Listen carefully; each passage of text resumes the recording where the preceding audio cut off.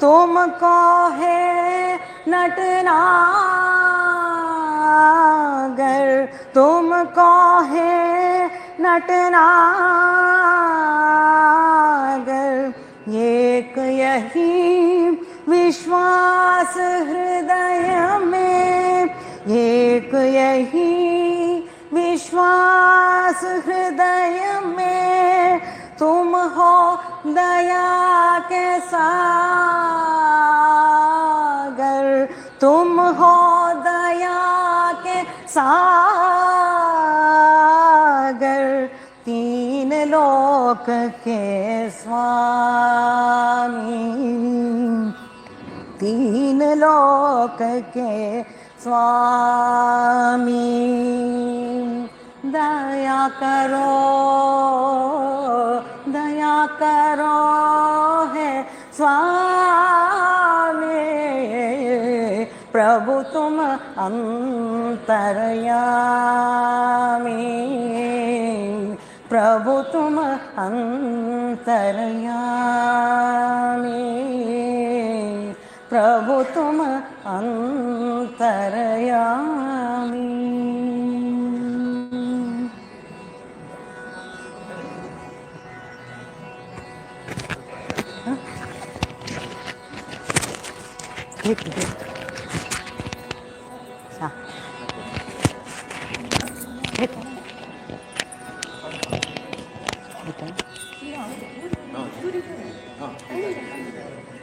ಬನ್ನಿ ಬನ್ನಿ ಬನ್ನಿ.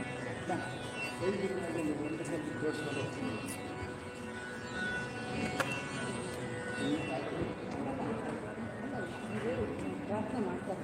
ಒಂದು ನಿಮಿಷ, ಒಂದು ನಿಮಿಷ, ಒಂದು ನಿಮಿಷ. ಓ ಆಯ್ತು.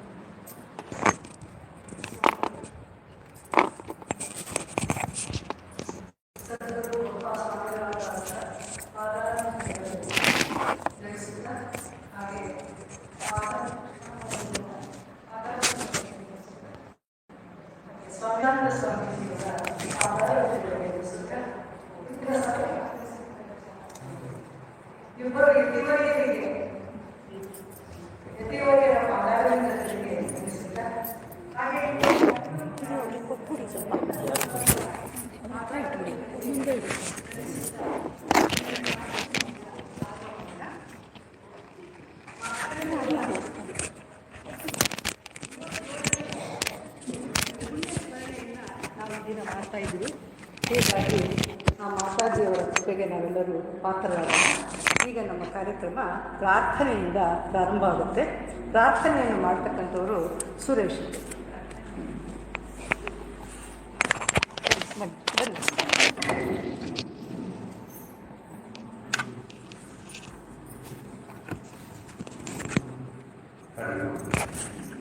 ಇಲ್ಲಿ ನೆರೆದಿರುವಂಥ ಎಲ್ಲ ಭಕ್ತರ ಪರವಾಗಿ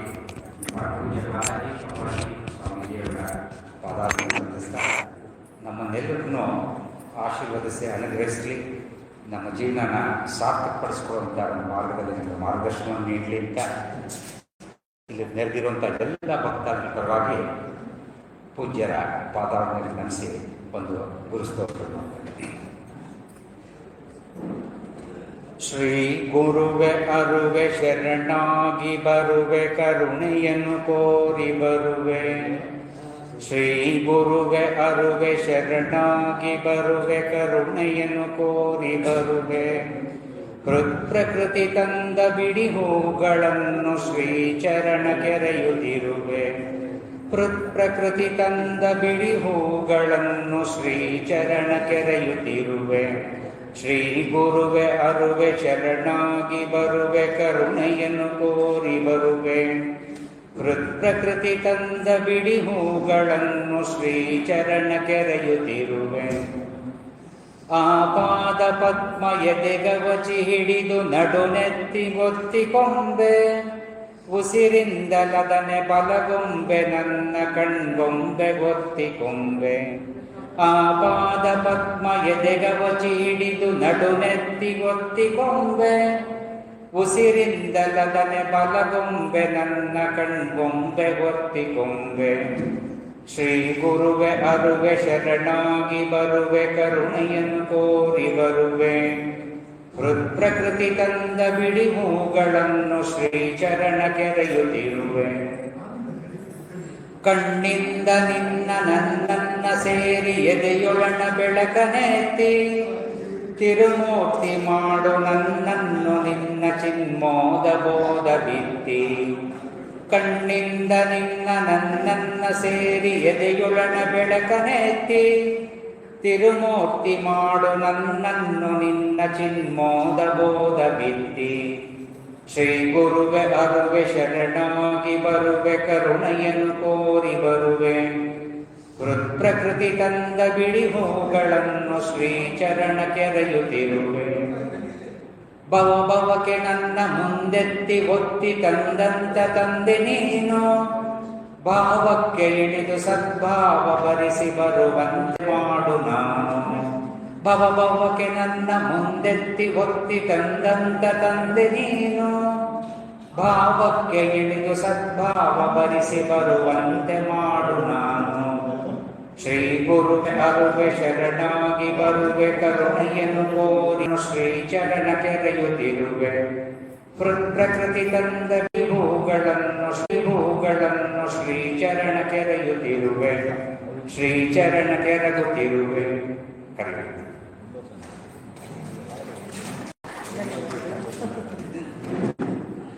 ಗುರುಗಳ ಪಾದಾರವಿಂದಗಳಿಗೆ ಎರಗೆದರೆ ನಮಗೆ ಯಾವ ಸಂಕಟವೂ ಇರೋದಿಲ್ಲ. ನಮ್ಮನ್ನು ಮೋಕ್ಷಕ್ಕೆ ಅಥವಾ ನಮ್ಮನ್ನು ಈ ಒಂದು ಭವಸಾಗರದಿಂದ ನಮ್ಮನ್ನು ಉದ್ಧಾರ ಮಾಡೋದಕ್ಕೆ ಗುರುಗಳೇ ಮುಖ್ಯ ಕಾರಣಕರ್ತರು. ಧನ್ಯವಾದಗಳು ಸರ್.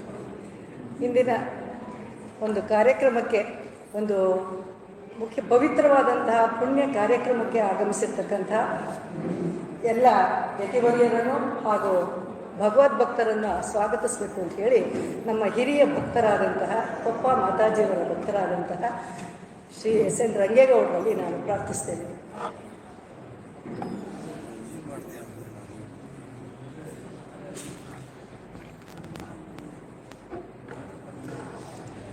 ಓಂ ಶ್ರೀರಾಮ್ ಜಯ ರಾಮ್ ಜಯ ಜಯ ರಾಮ್.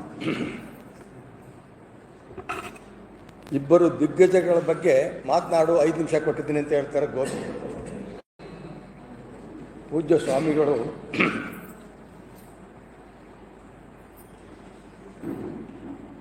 ನೈಷ್ಠಿಕ ಬ್ರಹ್ಮಚರ್ಯದ ಭದ್ರ ತಳಹದಿಯ ಮೇಲೆ ಅದ್ಭುತವಾದಂಥ ಆಧ್ಯಾತ್ಮದ ಅರಮನೆಯನ್ನು ಕಟ್ಟಿದವರು. ನಾನು ತುಂಬ ಎಚ್ಚರದಿಂದ ಈ ಶಬ್ದಗಳನ್ನು ಪ್ರಯೋಗ ಮಾಡ್ತಾ ಇದ್ದೇನೆ. ಯಾಕೆಂದರೆ ಅವರು 2 ಸಲ ನನ್ನ ಮನೆಯನ್ನು ಪವಿತ್ರಗೊಳಿಸಿದ್ದಾರೆ, ನನ್ನ ಮನೆಗೆ ಬಂದಿದ್ದಾರೆ. ಅವರ ಆಧ್ಯಾತ್ಮಿಕ ನಿಲುವು 4 ವೇದಗಳು ಅವರಿಗೆ ನಾವು ನೀರು ಕುಡಿಯೋದಕ್ಕೆ ಸುಲಭ ಕುಡಿತು ಹಾಗೆ ಮಾತನಾಡ್ತಾರೆ. ಉಪನಿಷತ್ತಂತೂ ಅವರ ಉಸಿರಾಗಿದೆ. ನಿಮಗೆ ಗೊತ್ತಿರಲಿ, ಅತ್ಯಂತ ಉನ್ನತ ಮಟ್ಟದ ಒಂದು ಕುಟುಂಬದಲ್ಲಿ ಹುಟ್ಟಿ ಬಂದವರು ಅವರು. ತಂದೆ ತಾಯಿಗಳು ತುಂಬ ಸಾತ್ವಿಕರು. ಅಂಥ ಸಾತ್ವಿಕದ ಕುಟುಂಬದಲ್ಲಿ ಹುಟ್ಟಿದ್ದರಿಂದಾಗಿ ಆ ಸಂಸ್ಕಾರ ಹುಟ್ಟಿನಿಂದಲೇ ಅವರಿಗೆ ಬಂದಿತ್ತು. ಹಾಗಾಗಿ ಅವ್ರು ಹುಟ್ಟಿದ್ದು ತಾಲೂಕು ಹೇಳ್ತೀನಿ, ಊರು ನನಗೆ ನೆನಪಿಲ್ಲ. ಆಗಿನ ದಕ್ಷಿಣ ಕನ್ನಡ ಜಿಲ್ಲೆಯ ಕುಂದಾಪುರ ತಾಲೂಕು. ನಿಮ್ಗೆ ಇನ್ನೂ ಒಂದು ನೆನಪಿರಲಿ, ಆ ಕಾಲಕ್ಕೆ ಸ್ವಾತಂತ್ರ್ಯದ ನಂತರ ತಕ್ಷಣ ಅವ್ರ ತಂದೆ ಕರ್ನಾಟಕ ರಾಜ್ಯದ ಮೈಸೂರು ರಾಜ್ಯದ ಶಾಸಕರಾಗಿದ್ದರು. ಅಂತಹ ಕುಟುಂಬದಿಂದ ಬಂದವರು.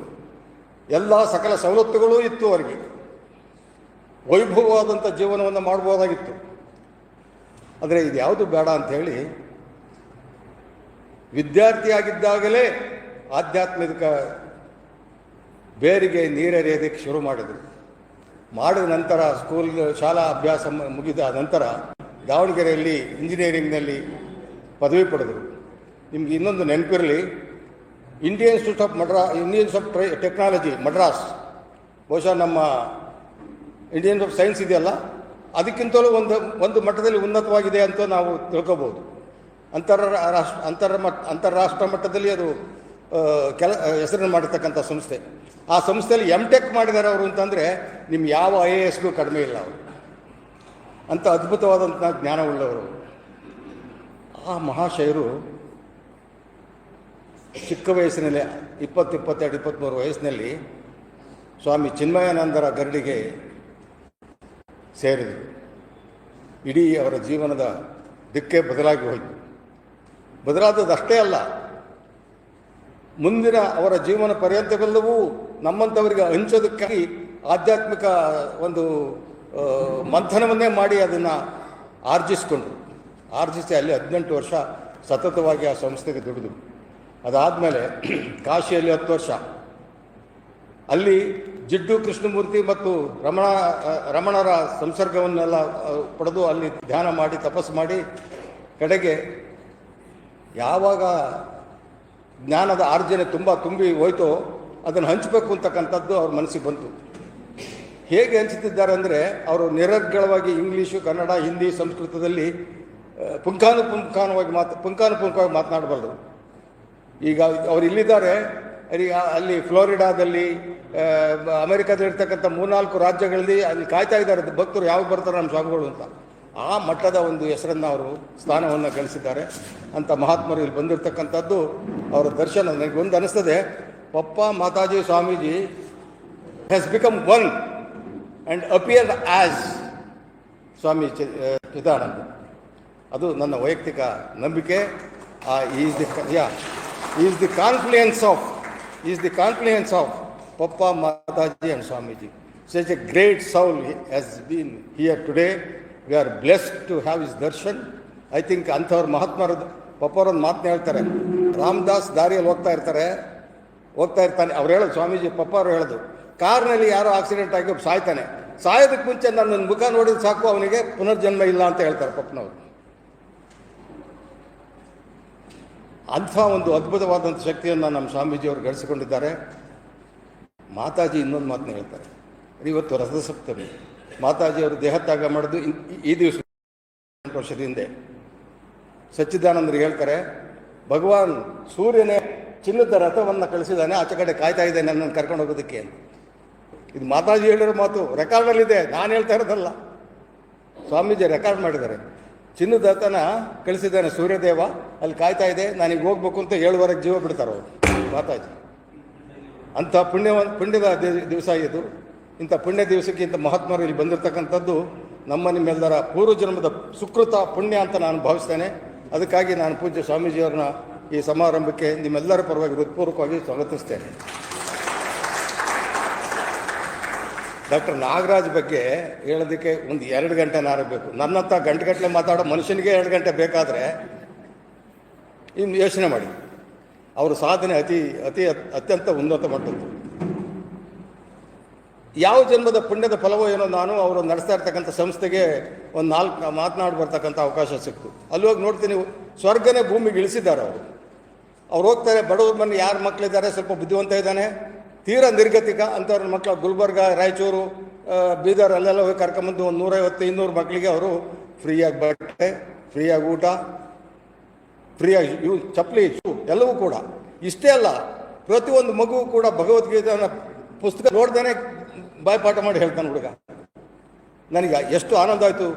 ಎಲ್ಲಿದೆ ಹಿಂದೂ ಧರ್ಮ ಅಂತಂದರೆ ಅಂಥ ಕಡೆ ಇದೆ ಅಂತ ನನಗೆ ಆ ದಿವಸ. ಅಂಥ ಮಹಾತ್ಮರವರು, ಅವರು ಮೈಸೂರು ಯೂನಿವರ್ಸಿಟಿಯಲ್ಲಿ MBBS ಮಾಡಿ ಅಮೆರಿಕಕ್ಕೆ ಹೋಗಿ ಅಲ್ಲಿ ಉನ್ನತ ಮಟ್ಟದ ವಿದ್ಯೆಯನ್ನು ಗಳಿಸಿ ಅಲ್ಲಿ 3-4 ರಾಜ್ಯಗಳಲ್ಲಿ ಕೆಲಸ ಮಾಡಿ, ಅಲ್ಲಿಯ ಸಂಸ್ಥೆಗಳಲ್ಲಿ ಕೆಲಸ ಮಾಡಿ, ಸರ್ಕಾರದಲ್ಲಿ ಕೆಲಸ ಮಾಡಿ, ಎಲ್ಲವೂ ನನಗೆ ಸಾಕು ಅಂತ ಅನಿಸಿದಾಗ ಇಲ್ಲಿ ಬಂದು ಒಂದು ಸಣ್ಣ ಹಳ್ಳಿ, ಒಡ್ರಹಳ್ಳಿ ಅಂತ ಇದ್ರ ತಾಲೂಕಲ್ಲಿ, ಕನಕಪುರಕ್ಕೆ ಹೋಗ್ತಾ ರಾಮನಗರ ಜಿಲ್ಲೆಯಲ್ಲಿ, ಅಲ್ಲಿ ನಾನು ಹೋಗಿದ್ದೆ.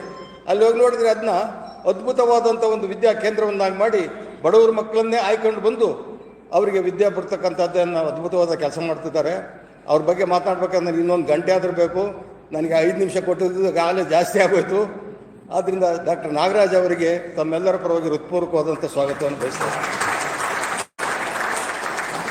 ನಮ್ಮ ಸ್ವಾಮೀಜಿಯವರು BITನಲ್ಲಿ ಪ್ರೊಫೆಸರ್ ಆಗಿದ್ದರು ಒಂದು 3-4 ವರ್ಷ. ಅವರ ಸಹಪಾಠಿಗಳು 3-4 ಜನ ಬಂದಿದ್ದಾರೆ. ಅವರೆಲ್ಲರಿಗೂ ನಾನು ಸ್ವಾಗತ ಕೋರ್ತಿದ್ದೇನೆ. ನಮ್ಮ ಬಕ್ಕಸಂ ವಿಶ್ವನಾಥ್ ಅಂತ ಹೇಳ್ಬಿಟ್ಟು ಇಡೀ ಕುಟುಂಬ ಇಲ್ಲಿ ಬಂದಿದೆ. ನಾನು ಅವ್ರ ಮನೆಗೆ ಹೋಗಿದ್ದೇನೆ. ಅದು ಒಂದು ಭಕ್ತಿಮಯವಾದಂಥ ಒಂದು ಕುಟುಂಬ. ಅಲ್ಲಿ ಆ ಕಡೆ ಹೋದರೆ ನಾನು ಅವ್ರು ನೋಡಬೇಕು ಅಂತ ಅನ್ನಿಸ್ತದೆ. ಆದರೆ ನನಗೆ ಸಮಯದ ಅಭಾವ ಅಥವಾ ಮೈಗಳತನವೋ ನಾನು ಅಲ್ಲಿ ಹೋಗೋಕ್ಕಾಗಿಲ್ಲ. ಒಂದು ಸಲ ಹೋಗಿದ್ದಷ್ಟೇ. ಹಾಗಾಗಿ ಅವರ ಕುಟುಂಬದವರಿಗೂ ಮತ್ತು ನೀವು ಇಲ್ಲಿ ಬಂದಿರತಕ್ಕಂಥ ಎಲ್ಲ ನನ್ನ ಸ್ನೇಹಿತರಿಗೂ, ಮುಖ್ಯವಾಗಿ ಆಶ್ರಮದ ಪರಮ ಭಕ್ತರು ನಮ್ಮ ಶ್ರೀಧರ್ ಭಟ್ರು ಇಂಥವರೆಲ್ಲರೂ ನೋಡಿ ಎಷ್ಟೋ ದಿವಸ ಆಯಿತು, ಯಾಕೆ ಈಗ ಬರ್ತಿರಲಿಲ್ಲ, ಈಗ ಬಂದಿದ್ದಾರೆ. ಅವರೆಲ್ಲರಿಗೂ ಹೃತ್ಪೂರ್ವಕವಾದಂಥ ಸ್ವಾಗತವನ್ನು ಕೋರಿ ನನ್ನ ಮಾತುಗಳು ಮುಗಿಸ್ತೀನಿ. ನಮಸ್ಕಾರ.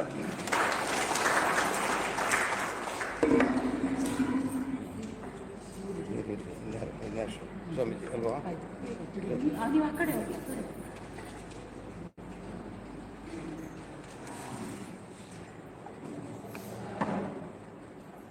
ಪೂಜ್ಯ ಚಿದಾನಂದ ಸ್ವಾಮೀಜಿಯವರ ಬಗ್ಗೆ ಹಾಗೂ ಆಚಾರ್ಯ ನಾಗರಾಜರವರ ಬಗ್ಗೆ ಬಹಳ ಮಹತ್ವಪೂರ್ಣವಾಗಿ ಅವರ ವಿಷಯಗಳನ್ನೆಲ್ಲ ತಿಳಿಸಿ ಎಲ್ಲರಿಗೂ ಸ್ವಾಗತವನ್ನು ಕೋರಿರ್ತಕ್ಕಂತಹ ಹಿರಿಯ ಭಕ್ತರಾದಂತಹ ರಂಗೇಗೌಡರಿಗೆ ಹೃತ್ಪೂರ್ವಕವಾದಂಥ ವಂದನೆಗಳು. ನಾಗರಾಜವರ ಬಗ್ಗೆ ಹೇಳೋದಕ್ಕೆ ತುಂಬ ಇದೆ. ಅದನ್ನು ಸ್ವಲ್ಪನಾದರೂ ನಾವು ಹೇಳಬೇಕು. ಯಾಕೆಂದರೆ ನಾಗರಾಜರ ಕಾರ್ಯಕ್ಷೇತ್ರ ಬಹಳ ವಿಶಾಲವಾದದ್ದು. ಅವರೂ ಅಷ್ಟೇ, ಅವರ ಧರ್ಮಪತ್ನಿಯವರಾಗಿದ್ದಂತಹ ರೇಣುಕಾದೇವಿಯವರು ಅಷ್ಟೇ. ಇಬ್ಬರೂ ಸತಿಪತಿಗಳಿಬ್ಬರೂ ಕೂಡ ಸಮಾಜ ಸೇವೆಯೇ ತಮ್ಮ ಧ್ಯೇಯ ಅಂತ ಅಂದ್ಕೊಂಡು ಅವರು ಧಾರ್ಮಿಕವಾಗಿ, ಶೈಕ್ಷಣಿಕವಾಗಿ ಮತ್ತು ಮಕ್ಕಳಿಗೆ ವಿದ್ಯಾಭ್ಯಾಸ ಕೊಡುವುದರ ಮೂಲಕ ಎಲ್ಲ ಇಡೀ ಒಂದು ಸಮಾಜನೇ ಒಂದು ಉನ್ನತ ಸ್ಥಿತಿಗೆ ಬರಬೇಕು ಅನ್ನುವ ದೃಷ್ಟಿಯನ್ನು ಇಟ್ಕೊಂಡು ಬಹಳ ಸೇವೆಯನ್ನು ಸಲ್ಲಿಸಿದಂಥವರು. ಅವರು ಮೈಸೂರಿನಲ್ಲಿ MBBS ವಿದ್ಯಾಭ್ಯಾಸ ಮುಗಿಸ್ತಾರೆ. ಉನ್ನತ ವ್ಯಾಸಂಗಕ್ಕೋಸ್ಕರ ಲಂಡನ್ಗೆ ಹೋಗ್ತಾರೆ. ಅಲ್ಲಿ MRCP ಪದವಿ ಪಡಿತಾರೆ. ಗ್ಯಾಸ್ಟ್ರೋಎಂಟರಾಲಜಿಯಲ್ಲಿ ವೈದ್ಯರಾಗ್ತಾರೆ. 20 ವರ್ಷಗಳ ಕಾಲ ಅಲ್ಲಿ ಸೇವೆಯನ್ನು ಸಲ್ಲಿಸ್ತಾರೆ. ವೈದ್ಯಕೀಯ ಶಿಕ್ಷಣ, ರೋಗಿಗಳ ಚಿಕಿತ್ಸೆ ಮತ್ತು ಸಮುದಾಯದ ಆರೋಗ್ಯ ಕ್ಷೇತ್ರಗಳಿಗೆ ಅವರು ಮಹತ್ವವಾದಂಥ ಕೊಡುಗೆಯನ್ನು ನೀಡ್ತಾರೆ. ಉಚಿತ ವೈದ್ಯಕೀಯ ಕ್ಲಿನಿಕ್ಕನ್ನು ಆರಂಭಿಸ್ತಾರೆ. ಅನಂತರ ಚಿನ್ಮಯ ಸೇವಾ ಸಮಿತಿ ಹಾಗೂ ಕಾಶಿ ವಿಶ್ವನಾಥ ದೇವಸ್ಥಾನ ಸ್ಥಾಪನೆಗೆ ಪ್ರಮುಖವಾದಂಥ ಪಾತ್ರವನ್ನು ವಹಿಸ್ತಾರೆ. ಮಿಚಿಗನ್ ವಿಶ್ವವಿದ್ಯಾನಿಲಯದ ಫ್ಲಿಂಟ್ ಆವರಣದಲ್ಲಿ ಗಾಂಧೀಜಿಯವರ ಪ್ರತಿಮೆ ಸ್ಥಾಪನೆಗೆ ಅವರು ಬೆಂಬಲ ನೀಡ್ತಾರೆ.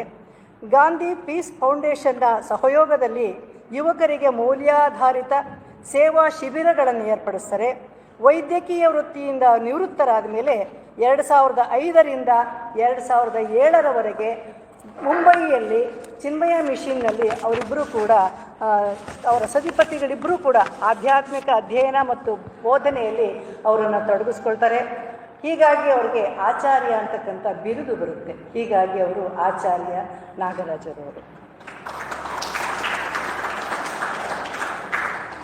ಹಾಗೆ ಈ ಇಬ್ಬರು ದಂಪತಿಗಳು ಇಡೀ ಕರ್ನಾಟಕದಲ್ಲಿ ಅನೇಕ ಗ್ರಾಮೀಣಾಭಿವೃದ್ಧಿ, ಶಿಕ್ಷಣ, ಆರೋಗ್ಯ ಮತ್ತು ಆಧ್ಯಾತ್ಮ ಯೋಜನೆಗಳಿಗೆ ಬೆಂಬಲ ನೀಡ್ತಾ ಇದ್ದಾರೆ.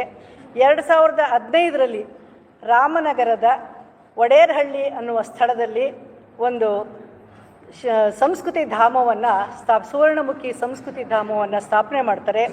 ಅಲ್ಲಿ ಸಾಂಸ್ಕೃತಿಕ ಶಿಕ್ಷಣ ಮತ್ತು ಆಧ್ಯಾತ್ಮ ಅಧ್ಯಯನ ಮತ್ತು ಗ್ರಾಮೀಣ ಸಬಲೀಕರಣಕ್ಕೆ ಉತ್ತೇಜನವನ್ನು ಕೊಡ್ತಾರೆ.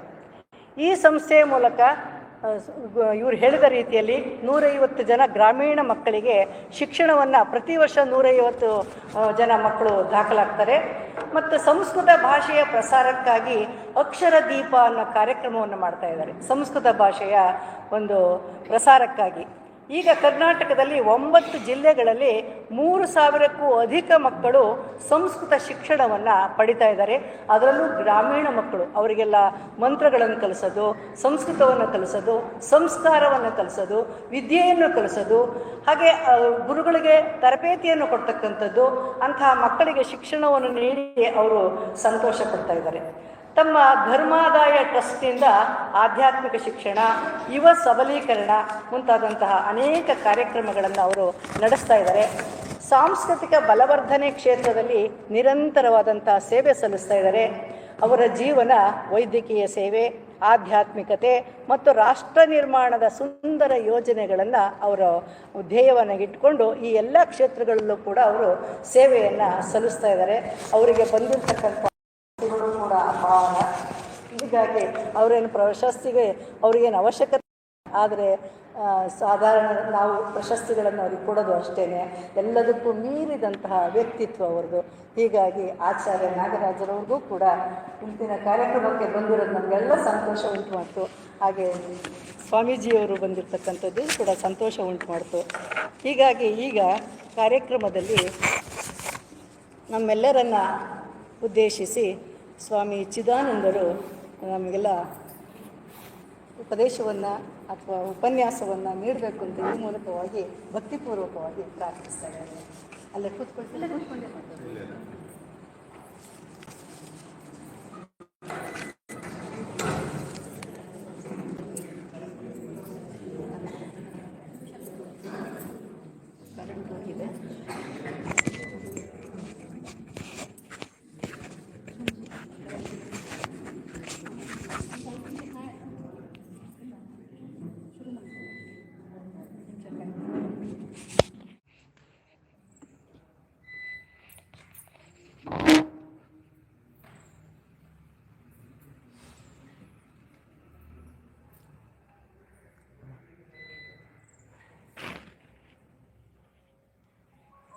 ಎಲ್ಲರಿಗೂ ನಮಸ್ಕಾರಗಳು. ಉಪದೇಶ ಅಲ್ಲ, ಪ್ರವಚನವೂ ಅಲ್ಲ, ನಿಮ್ಮೆಲ್ಲರ ಜೊತೆ ಸೇರಿ ನಾನು ಕೂಡ ಈ ಗುರುಗಳಿಗೆ ಶಿರಬಾಗಿ ನಮಿಸ್ತೀನಿ. ನಿಮ್ಮೆಲ್ಲರ ಜೊತೆಗೆ ಭಕ್ತಿಯಿಂದ ಅವರಿಂದ ಪ್ರೇರಣೆ ಪಡೆಯಲಿಕ್ಕೆ ಈ ಮಾತುಗಳಲ್ಲಿಯೂ ಕೂಡ ಪ್ರಯತ್ನಿಸ್ತೀನಿ. ಬಾಲ್ಯದಿಂದಲೂ ನಾನು ಆನಂದಾಶ್ರಮದ ಬಗ್ಗೆ ಸ್ವಲ್ಪ ಕೇಳಿದ್ದೆ. ನಮ್ಮ ಅಮ್ಮ ಹೇಳ್ತಿದ್ರು, ಆದರೆ ಅದು ಯಾಕೋ ಆ ಕಡೆ ಹೋಗಿರಲಿಲ್ಲ. ಆದರೆ 2002ನೇ ಇಸ್ವಿಯಲ್ಲಿ ಪೂಜ್ಯ ಸ್ವಾಮಿ ಸಚ್ಚಿದಾನಂದರು ಆಶ್ರಮದ ಮುಖ್ಯಸ್ಥರಾಗಿದ್ದಾಗ ನಮ್ಮ ಅಮ್ಮನನ್ನು ಕರ್ಕೊಂಡು ಕುಂದಾಪುರದಿಂದ ಹೋಗಿ ಒಂದು 6 ದಿವಸ ಅಂತ ಕಾಣುತ್ತೆ ಅಲ್ಲಿದ್ದೆ. ಆಗ ಸಚ್ಚಿದಾನಂದ ನನಗೆ ಮಧ್ಯಾಹ್ನ ಒಂದು 4 ಗಂಟೆಗೇನೋ ಒಂದು ಸತ್ಸಂಗ ಮಾಡಿ ಅಂಥೇಳಿ ಪ್ರೋತ್ಸಾಹಿಸಿದರು. ಆಮೇಲೊಮ್ಮೆ 2 ದಿನ ನಾನೊಬ್ಬನೇನೂ ಹೋಗಿದ್ದೆ ಅಂತ ಜ್ಞಾಪಕ ಇದೆ. ಮತ್ತೆ ಪುನಃ ನಾನು ಕಾಶಿಗೆ ಹೋದೆ, ಅಲ್ಲಿ ಹೋದೆ, ಇಲ್ಲಿ ಹೋದೆ. ಈ ಪ್ರಪಂಚ ನೋಡಿ ನಮ್ಮನ್ನೆಲ್ಲೆಲ್ಲ ಕರ್ಕೊಂಡು ಹೋಗುತ್ತೆ. ನಮ್ಮ ಕೈಯಲ್ಲಿ ಇರೋದಿಲ್ಲ ಎಷ್ಟೋ ಸಾರಿ. ನಮ್ಮ ಶರೀರವನ್ನು ಎಲ್ಲೆಲ್ಲ ಕರ್ಕೊಂಡು ಹೋಗುತ್ತೆ, ಮನಸ್ಸನ್ನಂತೂ ಎಲ್ಲೆಲ್ಲೋ ಕರ್ಕೊಂಡು ಹೋಗುತ್ತೆ. ಅದು ಕಥೆಯೇ ಬೇರೆ. ಈ ಮನಸ್ಸನ್ನು ಹಿಡ್ಕೊಳ್ಳೋಕ್ಕಾಗೋದೇ ಇಲ್ಲ. ಆದರೆ ಪುನಃ ಪೂಜ್ಯ ಪಾಪ ರಾಮದಾಸ್ ಅವರ ಮತ್ತು ಪೂಜ್ಯ ಕೃಷ್ಣಬಾಯಿಯವರ, ಸ್ವಾಮಿ ಸಚ್ಚಿದಾನಂದ ಎಲ್ಲರ ಕೃಪೆಯಿಂದ ಕಳೆದ ವರ್ಷ ಡಿಸೆಂಬರಲ್ಲಿ ಒಂದು 6 ದಿವಸ ಮತ್ತೆ ಪುನಃ ಭಾಳ ಅದ್ಭುತವಾಗಿ ಆ ವರ್ಷದ ಕೊನೆಯಲ್ಲಿ ಒಂದು ಶಿಬಿರ ಆಗುತ್ತೆ ಅಲ್ಲಿ. ಆ ಶಿಬಿರದಲ್ಲಿ ಭಾಗವಹಿಸಲಿಕ್ಕೆ ಒಂದು ಅವಕಾಶ ಸಿಕ್ಕಿತ್ತು. ಆವಾಗಿಂದ ಮತ್ತೆ ಪುನಃ ಆನಂದಾಶ್ರಮದ ಜೊತೆ ಹೃದಯದಿಂದ ಒಂದು ಒಳ್ಳೆಯ ಸಂಬಂಧ ನಮಗೆ ಬಂತು ಅಂತ ಹೇಳಿದರೆ ಅತಿಶಯೋಕ್ತಿ ಆಗೋದಿಲ್ಲ. ಈ ರೀತಿ ನನ್ನ ಒಂದು ಸಂಬಂಧವನ್ನು ಸಂಕ್ಷೇಪದಲ್ಲಿ ಹೇಳಿದ ಬಳಿಕ ಈ ಒಂದು ಪುಣ್ಯತಿಥಿಯ ಬಗ್ಗೆ ಮತ್ತು ವಿಶೇಷವಾಗಿ ಇವತ್ತು ಪೂಜ್ಯ ಮಾತಾಜಿ ಕೃಷ್ಣಬಾಯಿಯನ್ನು ಸ್ಮರಿಸ್ತಾ ಇದ್ದೀವಿ. ಆ ಒಂದು ಚೌಕಟ್ಟಿನಲ್ಲಿ 2 ಮಾತು ಹೇಳಲಿಕ್ಕೆ ಪ್ರಯತ್ನ ಮಾಡ್ತೀನಿ. ಇವತ್ತು ಬೆಳಿಗ್ಗೆ ನನಗೆ ಗೊತ್ತಾಯಿತು, ನಾನು ಒಂದು ಕಡೆ ಜಾಲಹಳ್ಳಿ ಹತ್ರ ಒಬ್ಬರ ಮನೆಯಲ್ಲಿದ್ದೆ. ಇವತ್ತು ರಥಸಪ್ತಮಿ ಅಂತ ಅವರು ಹೇಳಿದರು. ನಾವೆಲ್ಲ ಫಿಲಾಸಫಿಯಲ್ಲಿ ಹೋದವರು, ನಮಗೆ ಈ ಆಚಾರಗಳೆಲ್ಲ ಅಷ್ಟು ಗೊತ್ತಿಲ್ಲ, ಆದರೆ ಅಲ್ಲಿ ಇಲ್ಲಿ ಭಾಗವಹಿಸ್ತೀವಿ. ಅವರು ಆ ಮನೆಯವರು ರಥಸಪ್ತಮಿ ಆಚರಿಸ್ಬೇಕಂತ ಎಕ್ಕೆ ಎಲೆ ಎಲ್ಲ ಇಟ್ಟು ಸ್ನಾನ ಮಾಡೋಕ್ಕೆ ಹೇಳಿದರು. ಕೊನೆಗೆ ಹೊರಗೆ ಬಂದು ಪೂರ್ವ ದಿಕ್ಕಲ್ಲಿ ನಿಂತ್ಕೊಂಡು ನಮ್ಮ ಹತ್ರ ಸೂರ್ಯನಿಗೆ ಆರತಿಯೂ ಮಾಡಿಸಿದ್ರು. ನಾನು ಜನ್ಮದಲ್ಲಿ ಇದು ಮಾಡಿರಲಿಲ್ಲ ಇಲ್ಲಿವರೆಗೆ. ಆಮೇಲೆ ನನ್ನ ನೋಡಿ, ನಾವು ವೇದಾಂತ ಓದಿರ್ಬೋದು, ಆದರೆ ಈ ಕೆಲವುದೆಲ್ಲ ನಮ್ಮ ಸನಾತನ ಧರ್ಮದಲ್ಲಿ ಸಾವಿರಾರು ಆಚರಣೆಗಳಿರ್ತವೆ. ಎಲ್ಲವನ್ನು ತಿಳ್ಕೊಳ್ಳೋದು ಅಷ್ಟು ಸುಲಭ ಅಲ್ಲ. ಇಲ್ಲಿ ಈ ದಿನ ಮುಖ್ಯವಾಗಿ ದೇವರು ಯಾರು ಕೇಳಿದೆ, ಅದು ಸೂರ್ಯ ಅಂತ ಮತ್ತೊಮ್ಮೆ ಹೇಳಿದ್ರು ಅವರು. ಹೌದು ಸಪ್ತಮಿ, ರಥ ಸಪ್ತಮಿ, 7 ಕುದುರೆಗಳನ್ನು ಇಟ್ಕೊಂಡು ರಥವನ್ನು ಓಡಿಸುವಂತಹ ಆ ಸೂರ್ಯದೇವನು ಇಲ್ಲಿ ಮುಖ್ಯ ಅಂತ. ಸಂತೋಷ ಆಯಿತು. ಎಲ್ಲ ಕೊನೆ ಮುಗಿದ ನಂತರ ಬಹಳ ಚಂದವಾಗಿ ಸಿಹಿ ಕೂಡ ಸಿಕ್ಕಿತು ನಮಗೆ, ಪ್ರಸಾದ. ಯಾಕೆ ಹೇಳ್ತಿದ್ದೀನಂದರೆ, ಇಲ್ಲಿ ಕೂತಾಗಿಂದ ನನಗೊಂದು ಆಲೋಚನೆ ಬಂತು. ಈ ರಥಸಪ್ತಮಿಯ ದಿನ ಈ ಆನಂದ ಆಶ್ರಮದ ಬೆಂಗಳೂರಿನ ಶಾಖೆಯಲ್ಲಿ ಬಂದು ನಿಮ್ಮೆಲ್ಲರ ಜೊತೆ ಮಾತಾಡುವಂತಹ ಈ ಒಂದು ಅವಕಾಶ ಸಿಕ್ಕಿದ್ದಲ್ಲಿ ನನಗನಿಸಿತು, ಇಲ್ಲಿ ಪಾಪ ರಾಮದಾಸ್ ಅವರೇ ಸೂರ್ಯನ ರೀತಿ, ಜ್ಞಾನ ಸೂರ್ಯ. ಅವರು ಒಂದು ರೀತಿ ನಮಗೆ ಬೆಳಕು ಕೊಟ್ಟರು. ಪೂಜ್ಯ ಮಾತಾಜಿ ಕೃಷ್ಣಾಬಾಯಿ ಕಡಿಮೆ ಅಲ್ಲ, ಅವರು ಚಂದ್ರನಂತೆ ತಂಪಾದ ಬೆಳಕನ್ನು ಕೊಟ್ಟು ಅವರು ಕೂಡ ಎಷ್ಟೊಂದು ಒಳ್ಳೆಯ ರೀತಿಯಲ್ಲಿ ಮಾರ್ಗದರ್ಶನ ಮಾಡಿದರು. ಅವ್ರ ಸ್ವಭಾವ ಕೂಡ ನಾವೆಲ್ಲ ಓದಿದಂತೆ ಕೇಳಿದಂತೆ ನಿಮ್ಮಲ್ಲಿ ತುಂಬ ಜನ ನೋಡಿದ್ದೀರ ಅವರನ್ನು. ಅವರಿಂದ ಕೂಡ ನಮ್ಮೆಲ್ಲರ ಬದುಕಲ್ಲಿ ಒಂದು ಪ್ರೇರಣೆ ಮತ್ತು ಒಳ್ಳೆಯ ಅಧ್ಯಾತ್ಮ ದಿಕ್ಕಲ್ಲಿ ನಡೆಯಲಿಕ್ಕೆ ಶಕ್ತಿ ನಮಗೆ ಸಿಗುತ್ತೆ. ಪೂಜ್ಯ ಮಾತಾಜಿ ಕೃಷ್ಣಾಬಾಯಿ ಅವರ ಬಗ್ಗೆ ಪಾಪ ರಾಮದಾಸೇ ತುಂಬ ಹೇಳಿದ್ದಾರೆ. ನಾನು ಆ ಸಾಹಿತ್ಯವನ್ನು ಓದುತ್ತಾ ಸ್ವಲ್ಪ ಇಂಟರ್ನೆಟ್ನಲ್ಲಿಯೂ ನೋಡುತ್ತಾ ಕೇಳಿದ್ದೇನೆಂದರೆ, ಪಾಪ ರಾಮದಾಸ್ ಒಂದು ಕಡೆ ಹೇಳಿದ್ರಂತೆ, ಎಲ್ಲರೂ ಕೂಡ ಹಸಿರು ಎಲೆಗಳ ರೀತಿಯಲ್ಲಿ, ಆದರೆ ಈ ಕೃಷ್ಣಾಬಾಯಿ ಒಣಗಿದ, ಬಹಳ ಚೆನ್ನಾಗಿ ಒಣಗಿರುವಂತಹ, ಅದು ಇಂಗ್ಲೀಷ್ನಲ್ಲಿ ಡ್ರೈ ಟಿಂಡರ್ ಅಂತಾರೆ. ಡ್ರೈ ಟಿಂಡರ್ ಅಂದರೆ ಬಹಳ ಒಣಗಿರುವಂತಹ ಕಾಗದವೂ ಆಗ್ಬೋದು, ಬಹಳ ಒಣಗಿರುವಂತಹ ಎಲೆಯೂ ಇರಬಹುದು. ಅಂದರೆ ಒಂದು ಸ್ವಲ್ಪ ತಾಗಿದರೆ ಸಾಕು, ಶಾಖ, ಅದು ಅದಕ್ಕೆ ಬೆಂಕಿ ಹಿಡಿದು ಸುಟ್ಟು ಹೋಗುತ್ತೆ. ಆ ಪ್ರಕಾರವಾಗಿಯೇ ಹೇಳಲಾಗಿದೆ ಇವರ ಸಾಹಿತ್ಯದಲ್ಲಿ. ಸುಮಾರು 1927-28ಕ್ಕೆ ಅವರು ವಿಧವೆಯಾಗಿ, ಎಳೆಯ ವಯಸ್ಸಲ್ಲಿ ವಿಧವೆಯಾಗಿ ತನ್ನ ಗುರುವಿನ ಬಗ್ಗೆ ಆ ದೇವರ ಕೃಪೆಯಿಂದ ಬಂದರು. 2-3 ವರ್ಷದಲ್ಲೇ 1930ರಲ್ಲಿ ಅವರಿಗೆ ನಿರ್ವಿಕಲ್ಪ ಸಮಾಧಿ ಅನುಭವ ಆಯಿತು. ಅವರಿಗೆ ಗೊತ್ತಾಯಿತು, ನಾನು ಆ ಬ್ರಹ್ಮಾಂಡವನ್ನೇ ಆವರಿಸಿರುವಂತಹ ದಿವ್ಯ ತತ್ವದಿಂದ ಬೇರೆಯಲ್ಲ. ಒನ್ನೆಸ್ ಅಂತಾರಲ್ಲ, ಒಂದೇ ತತ್ವ ಇರೋದಂದ್ರೆ ಅದ್ವೈತದಲ್ಲಿ ಆ ಪ್ರಕಾರ ನಾವು ಹೇಳ್ತೇವೆ. ಬ್ರಹ್ಮ ಮಾತ್ರ ಸತ್ಯ, ಬ್ರಹ್ಮವನ್ನು ಬಿಟ್ಟು ಬೇರೆ ಏನೂ ಇಲ್ಲ, ಬ್ರಹ್ಮವನ್ನು ಬಿಟ್ಟು ಏನೂ ಇಲ್ಲ, ಎಲ್ಲವೂ ಬ್ರಹ್ಮವೇ ಅಂತ ಬರುತ್ತೆ. ಆ ಒಂದು ಐಕ್ಯ, ಆ ಒಂದು ಏಕತೆ ಅವರಿಗೆ ಅನುಭವಕ್ಕೆ ಬಂತು, ಅವರ ಜ್ಞಾನಚಕ್ಷು ತೆರೆಯಿತು ಅಂತ ಹೇಳಲಾಗಿದೆ. ಎಂತಹ ಭಾಗ್ಯವಂತರು. ಪಾಪ ರಾಮದಾಸು ಗುರುಗಳಾದರೂ ಕೂಡ ಕೃಷ್ಣಾಬಾಯಿಯನ್ನು ಎಷ್ಟು ಹೊಗಳ್ತಿದ್ರು, ಅವರು ಎಷ್ಟು ಆದರದಿಂದ ಅವ್ರ ಬಗ್ಗೆ ಮಾತಾಡ್ತಿದ್ರು, ಅದು ನಮಗೆ ಕಸಿವಿಸಿ ಆಗುತ್ತೆ. ಅಂತೂ ಅವರಿಬ್ಬರು ಸಾಮಾನ್ಯ ಅಲ್ಲವೇ ಅಲ್ಲ. ಅವರು ಕೃಷ್ಣಾಬಾಯಿ ಬಗ್ಗೆ ಇನ್ನೊಂದು ಹೇಳಲಾಗಿದೆ, ಹೇಗೆ ಮಂಜು ಅಥವಾ ಐಸ್ ಅಂತೇವಲ್ಲ, ಐಸ್ ಅನ್ನುವಂಥದ್ದು ಬಿಸಿಯ ಸೂರ್ಯನ ಬಿಸಿಲಲ್ಲಿ ಬೇಗ ಕರಗುವ ಹಾಗೆ ಕೃಷ್ಣಾಬಾಯಿ ಅವರ ವಾಸನೆಗಳು, ನಾವೆಲ್ಲ ಹುಟ್ಟಿದಾಗ ಆ ಸಮಯದಿಂದಲೇ ನಮ್ಮಲ್ಲಿ ಏನೇನೋ ವಾಸನೆಗಳಿರ್ತವೆ, ನೂರಾರು ವಾಸನೆಗಳಿರ್ತವೆ, ಅವುಗಳು ನಮ್ಮನ್ನು ಬಂಧಿಸ್ತವೆ.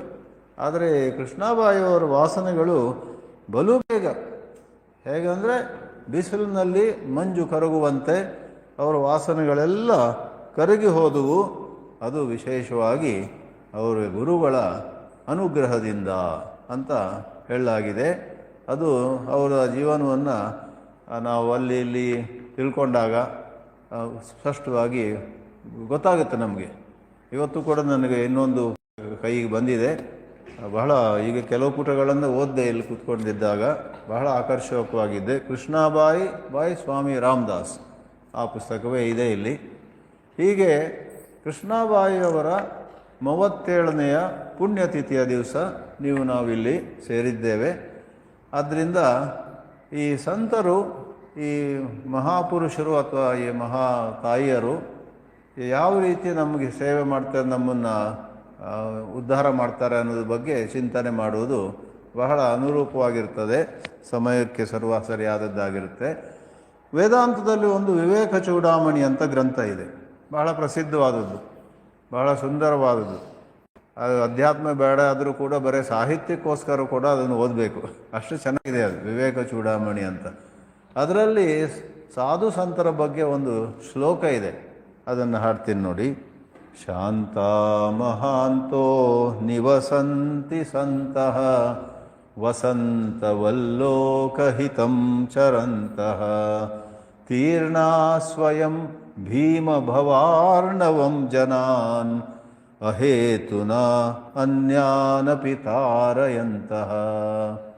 ವಿವೇಕ ಚೂಡಾಮಣಿಯೊಬ್ಬ ಗುರು ತನ್ನ ಶಿಷ್ಯನಿಗೆ ಹೇಳ್ತಾನೆ, ಏನು ಹೆದರಬೇಡ, ಅಲ್ಲೊಂದು ಇನ್ನೊಂದು ಶ್ಲೋಕ ಇದೆ, ಮಾ ಭೈಷ್ಟ ವಿದ್ವನ್ ತವ ನಾಸ್ತಿ ಅಪಾಯ, ನಿನಗೆ ಯಾವ ಅಪಾಯ ಇಲ್ಲ, ನೀನು ಬಂದಿದ್ಯಾ ಒಳ್ಳೆಯ ಒಂದು ಜಿಜ್ಞಾಸೆಯಿಂದ ಆ ಬ್ರಹ್ಮತತ್ವವನ್ನು ತಿಳಿಬೇಕಂತ ಒಂದು ಕಾತರದಿಂದ ಬಂದಿದ್ಯಾ, ಅಷ್ಟೇ ಸಾಕು, ನಿನಗೆ ಜಿಜ್ಞಾಸೆ ಇದೆಯಲ್ಲ, ತಿಳಿಬೇಕಂತ ಆಸೆ ಇದೆಯಲ್ಲ ಅಂತ ಆಶ್ವಾಸನೆ ಕೊಡುತ್ತಾ ಆಮೇಲೆ ಆ ಗುರುಗಳು ಆ ವಿವೇಕ ಚೂಡಾಮಣಿ ಒಂದು ಪ್ರಸಂಗದಲ್ಲಿ ತಮ್ಮ ಬಗ್ಗೆ ಹೇಳೋದಕ್ಕಿಂತ ಈ ಲೋಕದಲ್ಲಿ ಯಾವಾಗಲೂ ಕೂಡ ಕಾಲ ಎಷ್ಟೇ ಕೆಟ್ಟಿರ್ಬೋದು, ನೀವ್ಯಾರೂ ಕೂಡ ಅಯ್ಯೋ ಈ ಕಾಲದಲ್ಲಿ ಎಲ್ಲ ಸಾಧ್ಯ ಇಲ್ಲ ಅಂದಬೇಡಿ, ಹಿಂದಿನಿಂದಲೂ ಕೂಡ ಆಮೇಲೆ ಮುಂದೆಯೂ ಕೂಡ ಎಂದೆಂದಿಗೂ ಈ ಕೆಟ್ಟ ಲೋಕ ಅಂತ ನೀವು ಹೇಳಿದರೂ ಇದೇ ಕೆಟ್ಟ ಲೋಕದಲ್ಲಿ ಈ ಶ್ಲೋಕ ಹೇಳುವಂತೆ ಶಾಂತ ಮಹಾಂತಹ, ಶಾಂತರು ಮತ್ತು ಬಹಳ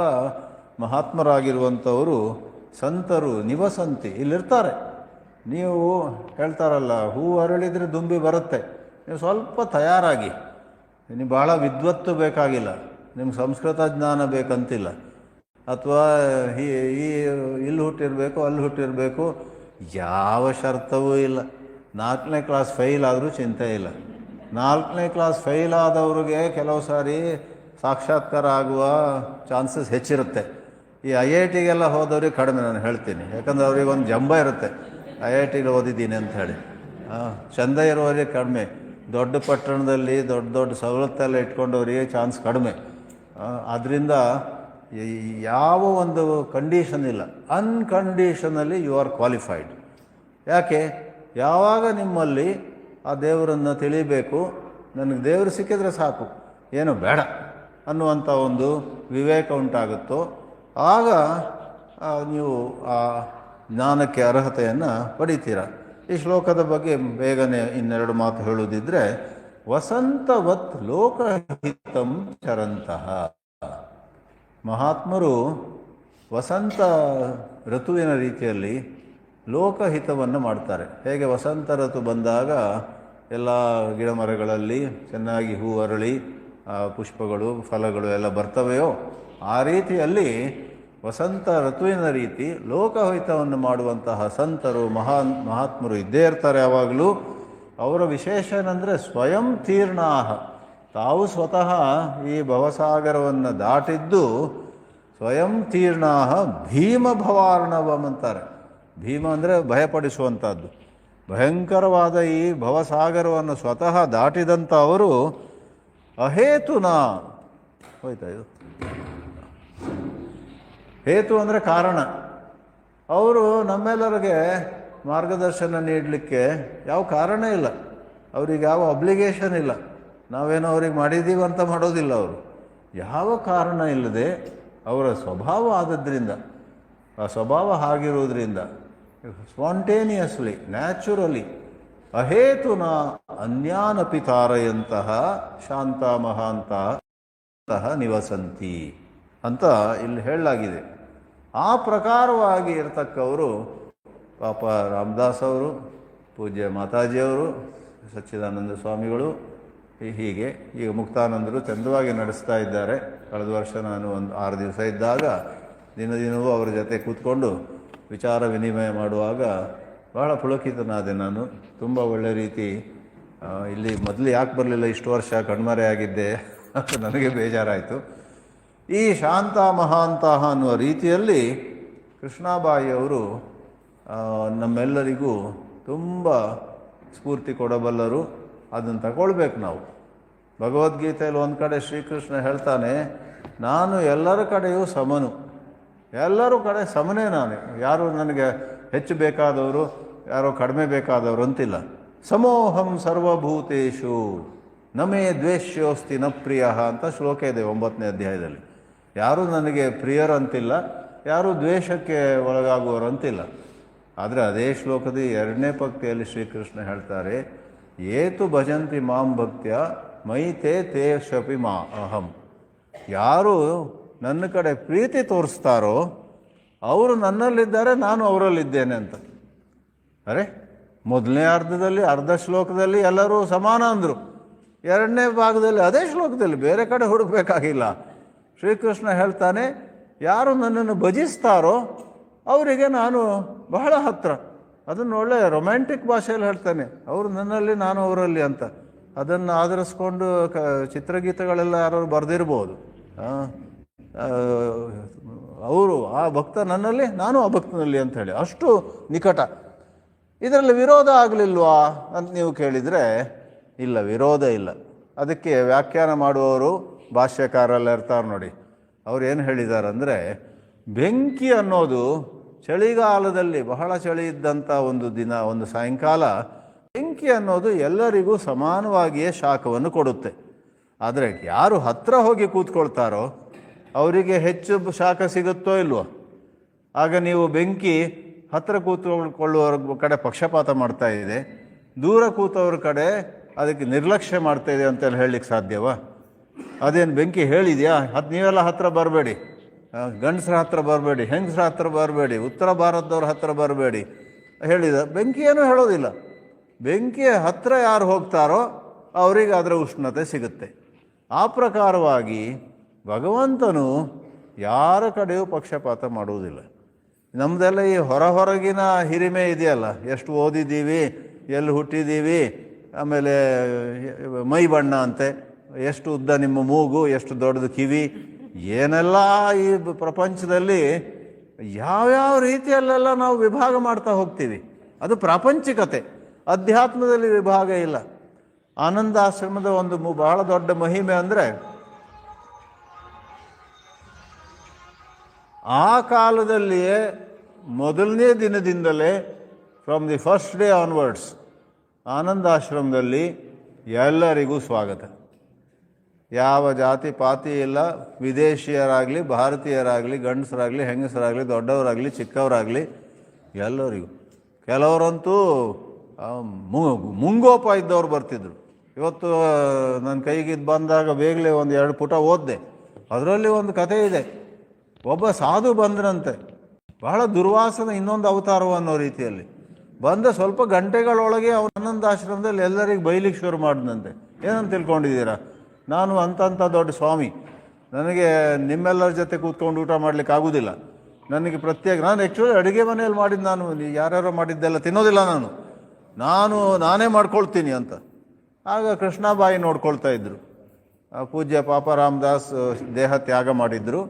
ಕೃಷ್ಣಾಬಾಯಿ, ಆಗಲಿ, ಅವರು ಇಲ್ಲಿ ಬಂದಿದ್ದಾರೆ, ಅದೇ ಮುಖ್ಯ, ಅವ್ರಿಗೇನು ಬೇಕೋ ಅದು ಕೊಡಿ.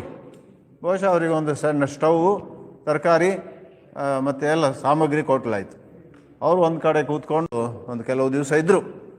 ಆವಾಗ ಅವ್ರು ನೀರು ಕೂಡ ಕೆಲಸದವರೆಲ್ಲ ತರಬಾರ್ದಂತೆ ಅವರಿಗೆ. ಅವರು ಯಾರನ್ನು ಆಯ್ಕೆ ಮಾಡಿ ನೀವು ತಂದುಕೊಡಿ ಅಂತ ಒಂದು ಬಕೆಟಲ್ಲಿ ನೀರು ಇಟ್ಕೊಂಡಿದ್ರಂತೆ. ಆ ಕಥೆ ಈ ಪುಸ್ತಕದಲ್ಲಿದೆ, ಕೃಷ್ಣಾಬಾಯಿ ಬಾಯಿ ಪಾಪ ರಾಮದಾಸ್.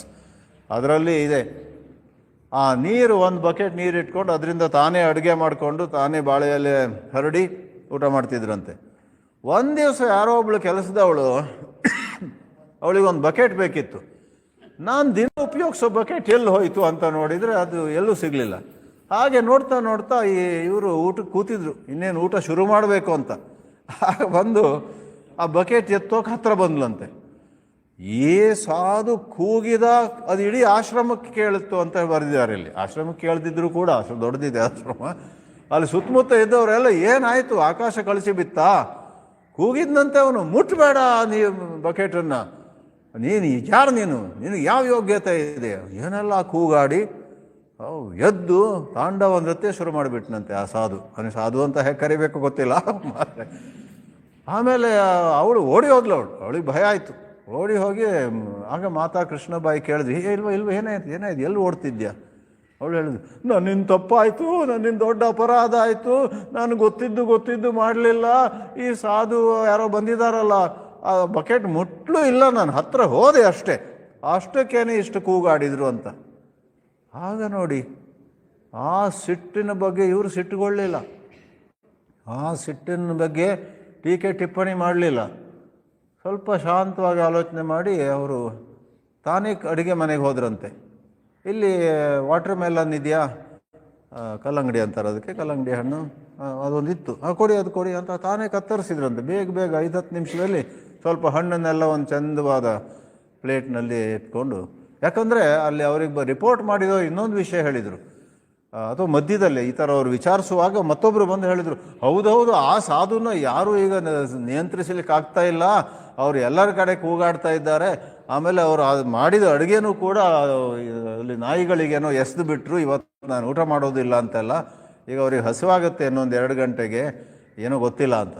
ಅದಕ್ಕೋಸ್ಕರ ಇವರು ಹೋಗಿ ಎಲ್ಲ ತಯಾರು ಮಾಡಿ ಭಾಳ ಶಾಂತಿಯಿಂದ ಅಲ್ಲಿ ಹೋಗಿ ಅವ್ರಿಗೆ ಕೊಟ್ಟು, ನಿಮಗೆ ಅನಾನುಕೂಲ ಆದ್ರ ಬಗ್ಗೆ ನಮಗೆ ಬಹಳ ಬೇಸರ ಆಗ್ತಾಯಿದೆ, ದಯವಿಟ್ಟು ನೀವು ಅದು ಊಟ ಕೂಡ ಎಸೆದು ಬಿಟ್ರಿ, ಈ ಹಣ್ಣನ್ನಾದರೂ ತಗೊಳ್ಳಿ ಅಂತ ಪ್ರೀತಿಯಿಂದ ಹೇಳಿದಾಗ ಆತನಿಗೆ ಅಷ್ಟರೊಳಗೆ ಹೊಟ್ಟೆಯಲ್ಲಿ ಡೊಂಬರಾಟ ಶುರುವಾಗಿತ್ತು. ಆತ ಬಂದದ್ದು ಬರಲಿ, ಗೋವಿಂದನ ದಯೆ ಇರಲಿ ಅನ್ನೋ ಹಾಗೆ ತಗೊಂಡು ಬೇಗ ತಿಂದಂತೆ. ಆ ಕಲ್ಲಂಗಡಿ ಹಣ್ಣು, ಬಾಳೆಹಣ್ಣು, 3-4 ಹಣ್ಣನ್ನೆಲ್ಲ ತಿಂದು ಎಷ್ಟೋ ಆತನ ಕೋಪ ಶಾಂತವಾಯ್ತಂತೆ. ಆಮೇಲೆ ಅವನು ಹೌದು ಈಗ ನನಗೆ ಹಿತ ಅನಿಸ್ತಾ ಇದೆ ಅಂತ ಸುಮ್ಮನಾದನಂತೆ. ತೆಪ್ಪಗೆ ವಾಪಸ್ ಬಂದರು, ಯಾವ ಟೀಕೆ ಇಲ್ಲ. ನೋಡಿ ಹೀಗೆಲ್ಲ ಇರಬಾರ್ದು, ನೀವು ಹೇಗಿರ್ಬೇಕು ನೀವು ಅಂತ ಇನ್ನು ಯಾರಿಗೂ ಉಪದೇಶ ಕೊಡೋಕೆ ಹೋಗಲಿಲ್ಲ. ಈ ಥರ ಕೆಲವುದೆಲ್ಲ ನಿಜವಾದ ಜೀವನದ ನಿದರ್ಶನಗಳು ಇವೆ. ಅವರ ಗುರುಭಕ್ತಿ ಮತ್ತು ಎಲ್ಲಕ್ಕಿಂತ ಹೆಚ್ಚಾಗಿ ಅದು ಬಯಸಿದ್ದು. ಅವರು ಆ ವಿಧವೇ ಆದಾಗ 2 ಗಂಡು ಮಕ್ಕಳಿದ್ದರು ಅಂತ ಕೇಳಿದ್ದೇವೆ, ಅವರನ್ನು ಯಾವುದೋ ವ್ಯವಸ್ಥೆ ಮಾಡಿ ಆ ಮಕ್ಕಳಿಗೆ ಬಂದರು ಇಲ್ಲಿ. ಆಮೇಲೆ ಅವರು ಪ್ರೇರಣೆ ದೊರಕಿದಾಗ ಹಿಂದೆ ಮುಂದೆ ನೋಡಲಿಲ್ಲ. ನೋಡಿ, ನಮ್ಮಲ್ಲಿ ಎಷ್ಟೋ ಜನರಿಗೆ ಪ್ರೇರಣೆಯೂ ಸಿಗುತ್ತೆ, ಆದರೆ ಪುನಃ ನಾವು ಇದು ಸರಿ, ಆದರೆ ಅದೇನೋ ಒಂದು ಹೊಸದು ಯಾರೋ ಒಬ್ಬರು ಗುರುಗಳು ಬಂದಿದ್ದಾರೆ, ಅವರನ್ನು ಹೋಗಿ ಒಂದು ಸ್ವಲ್ಪ ಶಾಪಿಂಗ್ ಥರ ಏನದು, ಅಲ್ಲೊಂದು ಹೊಸ ಶಾಪ್ ಬಂದಿದೆ, ಹೊಸ ಹೋಟೆಲ್ ಬಂದಿದೆ, ಅಲ್ಲಿ ಊಟ ಇತ್ಯಾದಿಯಾಗಿ. ಆದರೆ ಕೃಷ್ಣಾಬಾಯಿ ಅವರು ಒಂದೇ ದಿಕ್ಕಿನಲ್ಲಿ ಮುಂದೆ ಹೋದರು. ಆ ಪ್ರಕಾರವಾಗಿ ಅವರ ಬದುಕು ಸಾರ್ಥಕವಾಯಿತು. ಅಂಥ ಒಂದು ಕೃಷ್ಣಾಬಾಯಿಯವರ ಬೋಧನೆಗಳು ಅಷ್ಟೇ. ಸಾಹಿತ್ಯದಲ್ಲಿ ಅವರು ಯಾವ ರೀತಿ ಉತ್ತರ ಕೊಟ್ಟರು, ಏನಿಲ್ಲ, ಅವರ ಉತ್ತರ ಭಾಳ ಸರಳ, ಎಲ್ಲರಲ್ಲೂ ದೇವರನ್ನು ನೋಡಿ ಅಂತ. ದೇವರೊಬ್ಬರೇ ಇರೋದು, ದೇವರನ್ನು ಬಿಟ್ಟು ಏನೂ ಇಲ್ಲ ಇಲ್ಲಿ ಅಂತ ಆ ಸಿದ್ಧಾಂತ. ಅದು ಆ ಸಿದ್ಧಾಂತವನ್ನು ಗಟ್ಟಿಯಾಗಿ ಹಿಡ್ಕೊಳ್ಳೋದು ಸುಲಭ ಅಲ್ಲ, ಬಹಳ ಕಷ್ಟ. ಅದನ್ನು ಹೇಳಿ ಮುಂದಿನ ಕ್ಷಣವೇ ನಾವು ಮರೆತು ಬಿಡ್ತೀವಿ. ಆಮೇಲೆ ಏನೋ ಒಂದು ಅದೆಲ್ಲ ಸರಿ, ಆದರೆ ವ್ಯವಹಾರದಲ್ಲಿ ನೋಡಿ ಅಂತ ಏನೋ ಒಂದು ಅದಕ್ಕೆ ಸಮರ್ಥನೆ ಮಾಡ್ತೀವಿ. ಬ್ರಹ್ಮ ಒಂದೇ ಇರೋದು, ಆದರೆ ವ್ಯವಹಾರದಲ್ಲಿ ಇವರು ಕೀಳು ಅವ್ರ ಮೇಲೆ ಅಂತ ಮತ್ತೆ ಶುರು ಮಾಡ್ತೀವಿ. ಸುತ್ತಿ ಬಳಸಿ ಮತ್ತೆ ಪುನಃ ಭೇದ ಮಾಡ್ತೀವಿ. ಆದರೆ ಕೃಷ್ಣಾಬಾಯಿ ಅವರು ಅವರ ಬೋಧನೆಗಳಲ್ಲಿ ಹೇಳಿದ್ದು, ಎಲ್ಲರನ್ನೂ ನೀವು ದೇವರನ್ನು ನೋಡಿ, ನಿಮ್ಮೊಳಗೂ ಇರುವುದು ದೇವರೇ, ಎಲ್ಲರಲ್ಲಿರುವುದು ದೇವರೇ. ಪಾಪಿಯಲ್ಲಿ, ಕೋಪಿಯಲ್ಲಿ ಕೂಡ, ಅಪರಾಧಿಗಳಲ್ಲಿಯೂ ಕೂಡ ದೇವರಿದ್ದಾರೆ.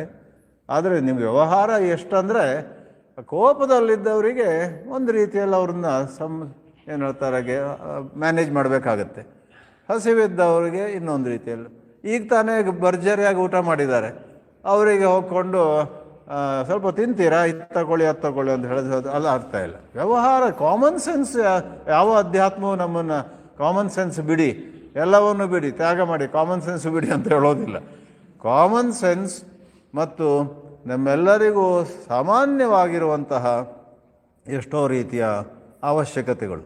ಹಸಿವಾದಾಗ ಆಹಾರ ಬೇಕು, ಆಯಾಸವಾದಾಗ ವಿಶ್ರಾಂತಿ ಬೇಕು, ಸೆಕೆಯಲ್ಲಿ ಸ್ವಲ್ಪ ತಂಪು ಬೇಕು, ತುಂಬ ಚಳಿಯಲ್ಲಿ ನಮಗೆ ಹೊದ್ಕೊಳ್ಳಿಕ್ಕೆ ಕಂಬಳಿ ಏನಾದರೂ ಬೇಕು. ಇವೆಲ್ಲ ಸರ್ವೇ ಸಾಮಾನ್ಯವಾದದ್ದು. ಅದನ್ನು ನಾವು ಲೆಕ್ಕಿಸದೆ, ಏನಿಲ್ಲಪ್ಪ ಅವನು ಬ್ರಹ್ಮನೇ, ಅಲ್ಲಿ ನಡಗುತ್ತೇನಲ್ಲ, ಅದು ಬ್ರಹ್ಮವೇ, ಅದು ಬ್ರಹ್ಮ ಅವನಂತ ಹುಡ್ಕೊಂಡು ಕಣ್ಣು ಮುಚ್ಚಿಬಿಡಿ ಅಂತ ಹೇಳೋಕ್ಕೆ ಸಾಧ್ಯನಾ? That is meaningless. ಆದ್ದರಿಂದ ಕಾಮನ್ ಸೆನ್ಸಿಗೆ ಏನು ಹೇಳ್ತೇವೆ? ಸಾಮಾನ್ಯ ಪ್ರಜ್ಞೆಯನ್ನು ಉಳಿಸಿಕೊಂಡು ನಾವುಗಳು ಅಧ್ಯಾತ್ಮದಲ್ಲಿ ಆ ದಿವ್ಯವಾದ ತತ್ವವನ್ನು ಮುಂದೆ ಅದು ಆ ತತ್ವವನ್ನು ನಾವು ಅರಿಯಲಿಕ್ಕೆ ಪ್ರಯತ್ನ ಸಾಗಿಸ್ತಾ ಇರಬೇಕು. ಈ ಒಂದು ಆನಂದಾಶ್ರಮ ನಾವು ಕೇಳಿದಂತೆ ಮೊದಲು 1928ರಲ್ಲೇನೋ ಒಂದು ರೀತಿ ಕಾಸರಗೋಡಿನಲ್ಲಿ ಪ್ರಾರಂಭ ಆದರೂ ಸ್ವಲ್ಪ ಒಂದು 2 ವರ್ಷದಲ್ಲಿ ಕಾಂಜಂಗಾಡ್ನಲ್ಲಿ ಚಂದದಾಗಿ ಒಳ್ಳೆಯ ರೀತಿಯಲ್ಲಿ 1931 ಅಂತ ಕಾಣುತ್ತೆ ಅಲ್ಲಿ ಸ್ಥಾಪನೆಯಾಗಿ ಇವತ್ತಿನವರೆಗೂ ಕೂಡ ಆ ಸಮಾನತೆಯನ್ನು ಉಳಿಸ್ಕೊಂಡು ಎಲ್ಲರೂ ಸಮಾನರು ಮತ್ತು ಎಲ್ಲರ ಕಡೆ ಪ್ರೀತಿ. ಇಲ್ಲಿ ಒಂದು ಕಡೆ ಓಂ ಶ್ರೀರಾಮ್ ಜಯ ರಾಮ್ ಜಯ ಜಯ ರಾಮ್, ಅದೇ ಆ ವಾತಾವರಣದಲ್ಲಿರುವಂಥದ್ದು. ಆ ಆಶ್ರಮದ ವಾತಾವರಣವನ್ನು ಎಲ್ಲೆಲ್ಲಿಯೂ ಕೂಡ ತುಂಬಿರುವಂಥದ್ದೇನಾದರೂ ಇದ್ದರೆ ಅದು ಓಂ ಶ್ರೀರಾಮ್ ಜಯ ರಾಮ್ ಜಯ ಜಯ ರಾಮ್. ಅದರ ಜೊತೆಗೇನೆ ಎಷ್ಟೋ ಸೇವಾ ಕಾರ್ಯಕ್ರಮಗಳು ನಡೀತವೆ, ಎಷ್ಟೋ ರೀತಿಯ ವಿದ್ಯಾಭ್ಯಾಸ ಅದೆಲ್ಲೋ ಇತ್ತು. ಕೆಲವುದನ್ನೆಲ್ಲ ಸರ್ಕಾರಕ್ಕೆ ಕೊಟ್ಟರು ಅಂತ ತಿಳಿದು ಬಂತು. ಕೆಲವು ಶಾಲೆ, ಕೆಲವು ಪ್ರಾಪರ್ಟೀಸ್, ಕೆಲವುದೆಲ್ಲ ಪ್ರಾಪರ್ಟಿ ಸ್ವತ್ತನ್ನು ಕೆಲವು ಬಹುಶಃ ಕಟ್ಟಿರುವಂತಹ ಕೋಣೆಗಳು ಅಥವಾ ಕುಟೀರಗಳನ್ನು ಭಕ್ತಾದಿಗಳಿಗೆ ಕೆಲವರಿಗೆ ಕೊಟ್ಟದ್ದು ಇದೆ ಅಂತ ನಾನು ಓದಿದೆ. ಅಂತೂ ಬಹಳ ಉದಾರ ಮನೋಭಾವ. ಎಷ್ಟೋ ಆಶ್ರಮಗಳಲ್ಲಿ ಹಾಗಾಗುವುದಿಲ್ಲ, ಹೆಚ್ಚು ಕಡಿಮೆ ಆಗಿಬಿಡುತ್ತೆ. ಆಶ್ರಮವು ತನ್ನ ಸಂಪತ್ತನ್ನು ಬಹಳ ಜಾಗ್ರತೆಯಿಂದ ತನ್ನ ಜೊತೆ ಇಟ್ಕೊಂಡಿರುತ್ತೆ, ಯಾರಿಗೆ ಕೊಡೋಕೆ ಬಿಡೋದಿಲ್ಲ. ಆಮೇಲೆ ಮತ್ತು ಆ ಎಕರೆಯು ಸಿಕ್ಕಿದ್ರೆ ಒಳ್ಳೆಯದು, ಇಲ್ಲಿ 2 ಎಕರೆ ಸಿಕ್ಕಿದ್ರೆ ಒಳ್ಳೆಯದು ಅಂತ ವಿಸ್ತಾರ ಮಾಡುವುದನ್ನು ನಾವು ಹೆಚ್ಚಾಗಿ ಕೇಳ್ತೇವೆ. ಆದರೆ ಆನಂದಾಶ್ರಮದಲ್ಲಿ ನಾನು ಅದನ್ನು ಓದಿದಾಗ ಇದು ನಿಜವಾಗ್ಲೂ ಬಹಳ ವಿಚಿತ್ರ. ಯಾರಿಗಾದರೂ ನಿಜವಾಗಿ ಅವಶ್ಯಕತೆ ಇದ್ದರೆ ಅದನ್ನು ಕೊಟ್ಬಿಟ್ರು. ಸರ್ಕಾರ ಚೆನ್ನಾಗಿ ನಡೆಸುತ್ತೆ ಅಂತಂದರೆ ಅದರ ಸರ್ಕಾರ ನಡೆಸಲಿ ಅಂತ ಬಿಟ್ಟು ಅವರು ಈ ಭಕ್ತಿ, ವಿಶೇಷವಾಗಿ ಶರಣಾಗತಿ ಮತ್ತು ಈ ಒಂದು ಸೇವೆಯನ್ನು ಎಲ್ಲರಿಗೂ ಸೇವೆ ಮಾಡಿ ಅಂತ. ಆಮೇಲೆ ಕೊನೆಯದಾಗಿ ಒಂದು ವಿಷಯ ಹೇಳುವುದಿದ್ದರೆ, ಅಲ್ಲಿ ಒಂದು ಆನಂದಾಶ್ರಮದಲ್ಲಿ ಈ ಅಧ್ಯಾತ್ಮವನ್ನು ಬಹಳ ಸರಳೀಕರಿಸಿದ್ದಾರೆ. ಎಷ್ಟು ಸರಳೀಕರಿಸಿದ್ದಾರೆ ಅಂತ ಹೇಳಿದರೆ, ಪುರಾಣದ ಕಥೆಗಳು ಬೇಕಂತಿಲ್ಲ, ಈ ಸಾಕಾರ ರೂಪದ ಎಷ್ಟೆಲ್ಲ ವರ್ಣನೆ ಇರುತ್ತೆ ನೋಡಿ, ಅದು ಬೇಕಂತಿಲ್ಲ. ಶ್ರೀರಾಮ್ ಜಯ ರಾಮ್ ಜಯ ಜಯ ರಾಮ್ ಅಂತ ಹೇಳ್ತಿದ್ರೂ ಕೂಡ ಅಲ್ಲಿ ರಾಮ ಅಂದರೆ ಆತ್ಮಾರಾಮ. ಶ್ರೀರಾಮ ಅಂತ ಹೇಳಿದರೆ ಅಲ್ಲಿ ದಶರಥನ ಮಗನಾದ ರಾಮನ ಕಡೆ ಯಾವ ಅನಾದರ ಇಲ್ಲ. ದಶರಥನ ಪುತ್ರನಾದಂತಹ ಅಯೋಧ್ಯೆಯ ರಾಜಕುಮಾರನಾಗಿ ಬಳಿಕ ರಾಜನಾದಂತಹ ರಾಮಚಂದ್ರನ ಬಗ್ಗೆ ಏನೂ ಇಲ್ಲ, ಅಂದರೆ ಅನಾದರ ಇಲ್ಲ, ಅಗೌರವ ಇಲ್ಲ, ನಿಂದೆ ಇಲ್ಲ, ಏನೂ ಇಲ್ಲ. ಆದರೆ ಇಲ್ಲಿ ಫೋಕಸ್ ಏನು? ರಾಮ ಶಬ್ದ ತಗೊಳ್ಳಿ, ರಾಮನಾಮವನ್ನು ಜಪಿಸಿ, ಆದರೆ ನಿಮ್ಮ ಮನಸ್ಸನ್ನು ಒಳಗೆಳೆದುಕೊಂಡು ನಿಮ್ಮ ಮನಸ್ಸನ್ನು ಯಾವುದೋ ಒಂದ್ರ ಬಗ್ಗೆ ಆಸೆ ಪಡೋದು, ಇನ್ಯಾವುದೋ ಒಂದ್ರ ಬಗ್ಗೆ ಸಿಟ್ಟುಗೊಳ್ಳುವಂಥದ್ದು, ಅದೇ ರಾಗದ್ವೇಷ ಅಲ್ವಾ? ಅದೇ ಕಾಮಕ್ರೋಧ. ಈ ಕಾಮಕ್ರೋಧ ಮತ್ತು ರಾಗದ್ವೇಷಗಳು ಹೇಗೋ ನಮ್ಮೊಳಗೆ ಬಂದ್ಬಿಟ್ಟಿವೆ, ಅದು ಬಿಡೋದೇ ಇಲ್ಲ. ಹೇಳ್ತೀವಲ್ಲ ನಾವು, ಹೋದ್ಯಾ ಪಿಶಾಚಿ ಅಂದರೆ ಗವಾಕ್ಷಿ ಒಳಗೆ ನೀಗ್ತಾನೆ ಒಳಗೆ ಬಂದೆ ಅಂತ ಹೇಳುತ್ತಂತೆ ಅದು.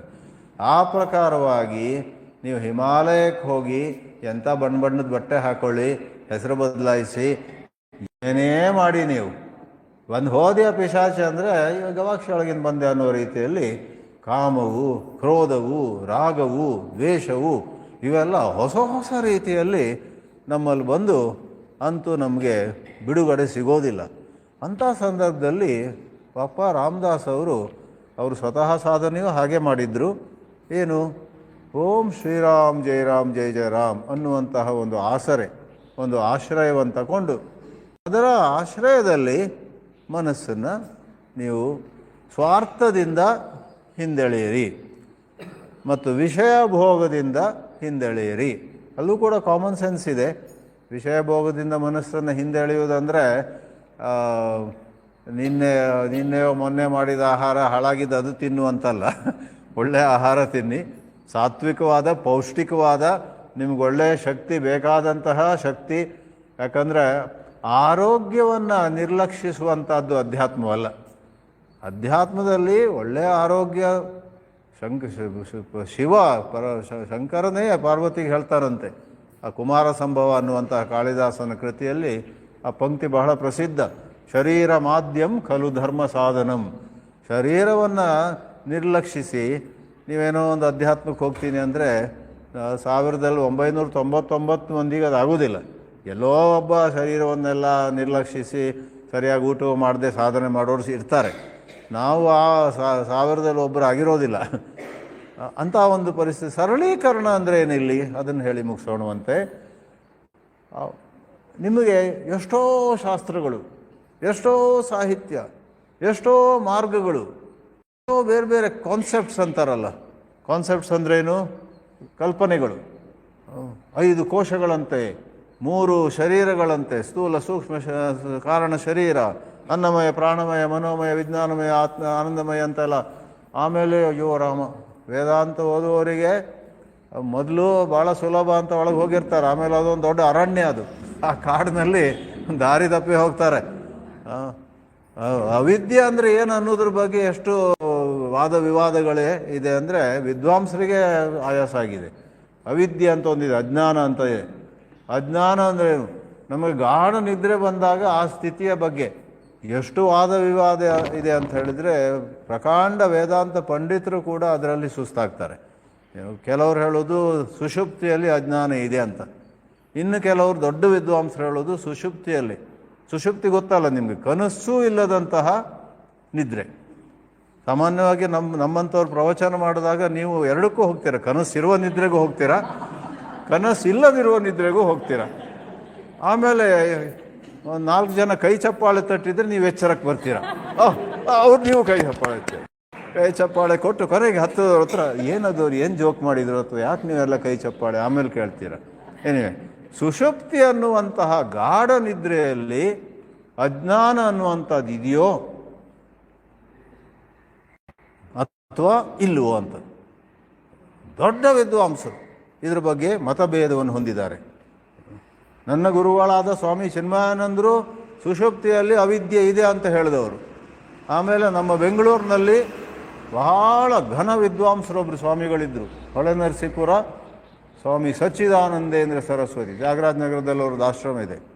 ಅವರ ವಿದ್ವತ್ತು ಅಪಾರವಾದದ್ದು.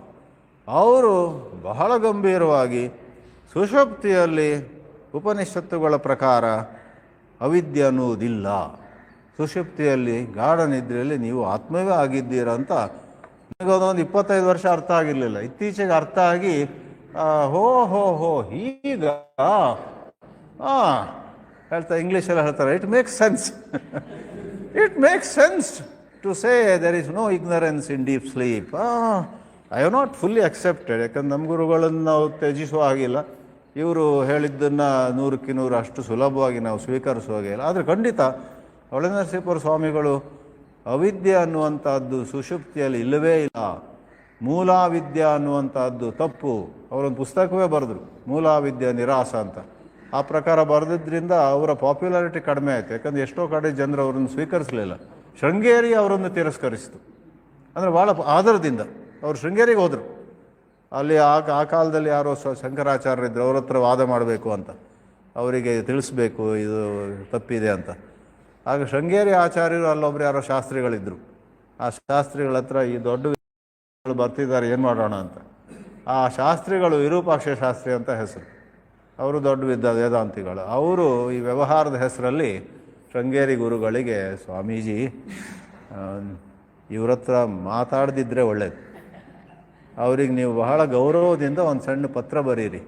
ಶೃಂಗೇರಿ ಮಹಾಸಂಸ್ಥಾನದಲ್ಲಿ ನಾವು ಎಷ್ಟೋ ಆ ಪರಂಪರೆಯಲ್ಲಿ ಬಂದಂತಹ ಗುರುಗಳನ್ನು ಅನುಸರಿಸ್ಕೊಂಡು ಬಂದಿದ್ದೇವೆ. ಆದ್ದರಿಂದ ನಾವು ನಮ್ಮ ಗುರುವಿನ ಗುರು ಅವರೆಲ್ಲ ಹೇಳಿರುವುದನ್ನು ನಾವು ಬದಲಾಯಿಸಲಿಕ್ಕೆ ಆಗುವುದಿಲ್ಲ, ನಾವು ಬದಲಾಯಿಸ ಬಯಸುವುದಿಲ್ಲ. ನಾವು ನಮ್ಮ ಗುರು ಪರಂಪರೆಗೆ ನಾವು ಕಟಿಬದ್ಧರಾಗಿದ್ದೇವೆ. ಆದ್ದರಿಂದ ತಪ್ಪು ತಿಳ್ಕೊಳ್ಬೇಡಿ.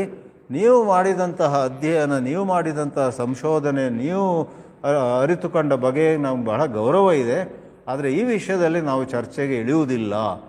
ನಿಮ್ಮ ಕೆಲಸದಲ್ಲಿ ತಾಯಿ ಶಾರದಾಂಬೆಯ ಅನುಗ್ರಹ ಇರಲಿ ಅಂತ ಒಂದು ಚಂದವಾದ ಪತ್ರವನ್ನು ಕಳಿಸಿ ಭೇಟಿಯೇ ಆಗಲಿಲ್ಲ.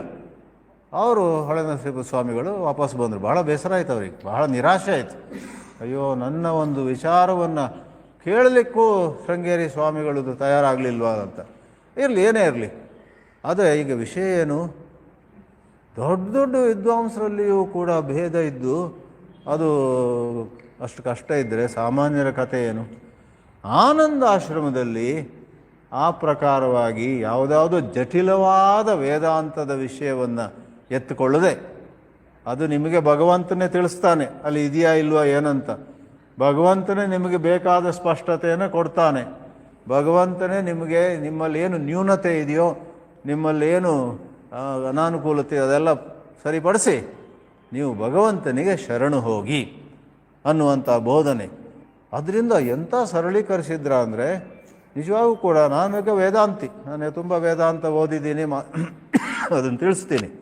ಆದರೆ ಸತ್ಯವಾಗಿ ಹೇಳ್ತೇನೆ, ಆ ಆನಂದಾಶ್ರಮದಲ್ಲಿ 5 ದಿನ ಇದ್ದಾಗ ನನಗೆ ಮಧ್ಯೆ ಮಧ್ಯೆ ವೇದಾಂತ ಬಿಡುವ ಆಲೋಚನೆ ಬಂದಿತ್ತು. ವೇದಾಂತ ಬಿಡೋಣಪ್ಪ, ಈಗ ಬರೇ ಶರಣಾಗತಿಗೆ ಹೋಗಿ ಮನಸ್ಸನ್ನು ಶಾಂತಗೊಳಿಸೋದು ಮತ್ತು ನಿರ್ಮಲತೆ ಇಟ್ಟು ಜನರ ಸೇವೆ. ಲವ್ ಆಲ್ ಹರ್ಟ್ ನೋಬಡಿ ಅಂತ ಹೇಳ್ತಾರಲ್ಲ ಸತ್ಯ ಸಾಯಿಬಾಬಾ, ಆ ಥರ ಹೇಳ್ತಾರೆ. What is that? He says nicely, love ever, hurt never. ಎರಡು ಮೂರು ರೀತಿ ಹೇಳ್ತಾರೆ.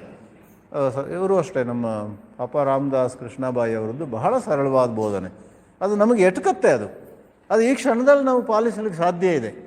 ಯಾರೊಬ್ಬನ ಕಡೆ ಸಿಟ್ಟು ಬರ್ತಾ ಇದೆ, ಅವ್ರ ಬೋಧನೆ ಜ್ಞಾಪಕ ಆದಾಗ ಸಿಟ್ಟು ಬರ್ತಾ ಇದೆ ನನಗೆ, ಆದರೆ ಗುರುಗಳು ಹೇಗಿದ್ದಾರೆ ಅದು ಸ್ವಲ್ಪ ಶಾಂತ ಮಾಡಿಕೊಂಡು ಏನು ಹೇಳಬೇಕೋ ಅದನ್ನು ಶಾಂತಿಯಿಂದ ಸಮಾಧಾನದಿಂದ ಹೇಳ್ಬೋದಲ್ವಾ. ಆಗ ಉದಾಹರಣೆಗೆ ಆ ಸಾಧು ಆ ಹೆಂಗಸಿಗೆ ಮುಟ್ಟಬೇಡ, ನಂದು ಕೆಲವು ಮಡಿ ಇದೆ ಅಮ್ಮ, ನನ್ನ ಕೆಲವು ನಿಯಮ ಇದೆ, ಬೇಜಾರು ಮಾಡ್ಕೊಳ್ಬೇಡ, ಬಕೆಟ್ ಬೇಕಾ ನಿನಗೆ, ಬೇರೆ ಎಲ್ಲರೂ ಹುಡುಕಮ್ಮ ಅಂತ ಹೇಳ್ಬೋದಲ್ಲ. ಆದರೆ ಆ ಸಾಧುಗಾಗಲಿಲ್ಲ ಅದು. ಅದರಿಂದ ಈ ಪ್ರಕಾರವಾಗಿ ನಾವು ಈ ಮಹಾತ್ಮರ ಪಾಪ ರಾಮದಾಸ್, ಮಾತಾಜಿ ಕೃಷ್ಣಬಾಯಿ, ಸ್ವಾಮಿ ಸಚ್ಚಿದಾನಂದೇಂದ್ರು, ಈಗಿನ ಅಧಿಪತಿಗಳು, ಇವರೆಲ್ಲರನ್ನ ಬಹಳ ಪ್ರೀತಿಯಿಂದ ಭಕ್ತಿಯಿಂದ ನಾವು ಸ್ಮರಿಸುತ್ತಾ ಅವರ ಬೋಧನೆಗಳ ಬಗ್ಗೆಯೂ ಕೂಡ ಒಂದಿಷ್ಟು ವಿಚಾರವನ್ನು ತಂದುಕೊಳ್ಳುತ್ತಾ ಈ ದಿನ ನಾವು ನಮ್ಮ ಒಂದು ಜಿಜ್ಞಾಸೆ, ನಮ್ಮ ಒಂದು ಬ್ರಹ್ಮವನ್ನು ತಿಳಿಯಬೇಕು, ಜೀವನ ಸಾರ್ಥಕ ಆಗಬೇಕು ಅನ್ನುವಂಥ ಆಸೆಯನ್ನು ಮತ್ತಷ್ಟು ಬಲಪಡಿಸೋಣ.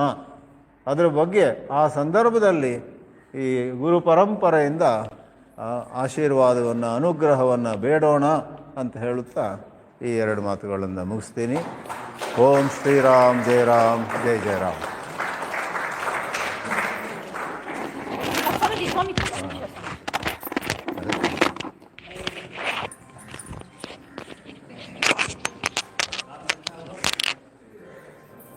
ಸ್ವಾಮಿ ಚಿದಾನಂದಜಿಯವರು ಬಹಳ ಸೊಗಸಾಗಿ ಯಾವ ರೀತಿ ಸರಳವಾಗಿ ನಾವು ಭಗವಂತನನ್ನು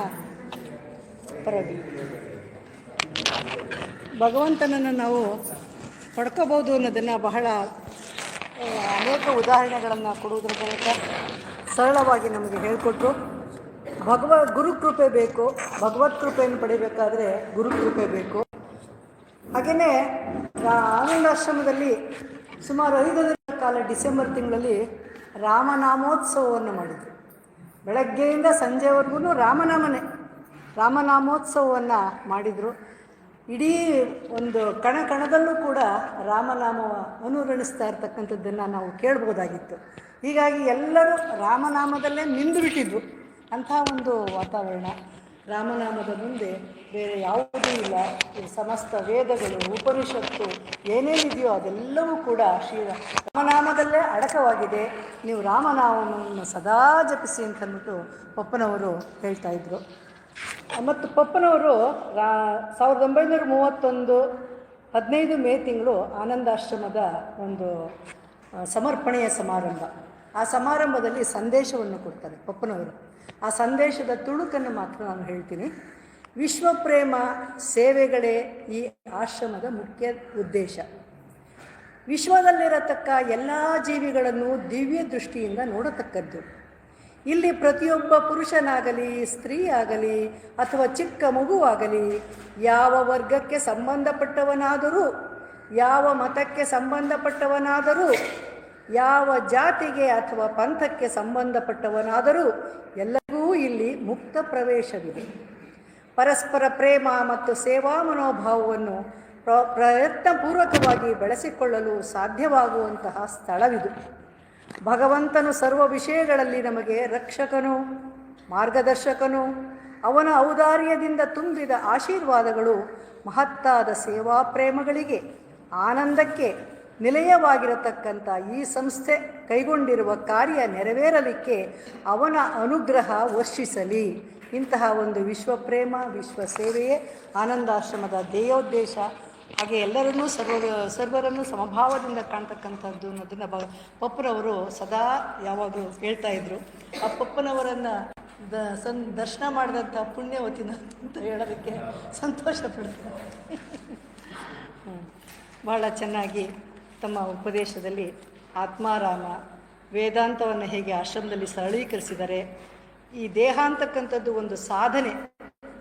ಹೀಗಾಗಿ ನಮ್ಮ ಒಂದು ಆಧ್ಯಾತ್ಮಕ್ಕೆ ಈ ದೇಹ ಅಂತಕ್ಕಂಥದ್ರಿಂದ ಸಾಧನೆ ಮಾಡಿ ನಾವು ಹೇಗೆ ನಮ್ಮ ಜೀವನವನ್ನು ನಾವು ಮುಕ್ತರನ್ನಾಗಿ ಮಾಡ್ಕೋಬೇಕು, ಮೋಕ್ಷವನ್ನು ಪಡಿಬೇಕು ಅನ್ನೋದನ್ನು ಬಹಳ ಸೊಗಸಾಗಿ ಸ್ವಾಮೀಜಿಯವರು ಬಹಳ ಸರಳವಾಗಿ ನಮಗೆಲ್ಲ ತಿಳಿಸ್ಕೊಟ್ಟಿದ್ದಾರೆ. ಅವರಿಗೆ ಹೃತ್ಪೂರ್ವಕವಾದಂಥ ಭಕ್ತಿಪೂರ್ವಕವಾದಂಥ ನಮನಗಳನ್ನು ಎಲ್ಲರ ಪರವಾಗಿ ಸಲ್ಲಿಸೋಣ. ಹಾಗೆ ಈಗ ನಮ್ಮ ಆಚಾರ್ಯರಾದಂತಹ ನಾಗರಾಜರವರಿಂದ ನಮ್ಮೆಲ್ಲರಿಗೂ ಕೂಡ ಈ ರೀತಿಯಾದಂತಹ ಉಪದೇಶ ನಮಗೆ ಸಿಗಲಿ ಅಂತ ನಾನು ಆಶಿಸ್ತೀನಿ. ದಯಮಾಡಿ ಅಲ್ಲಿಗೆ ಕೊಡ.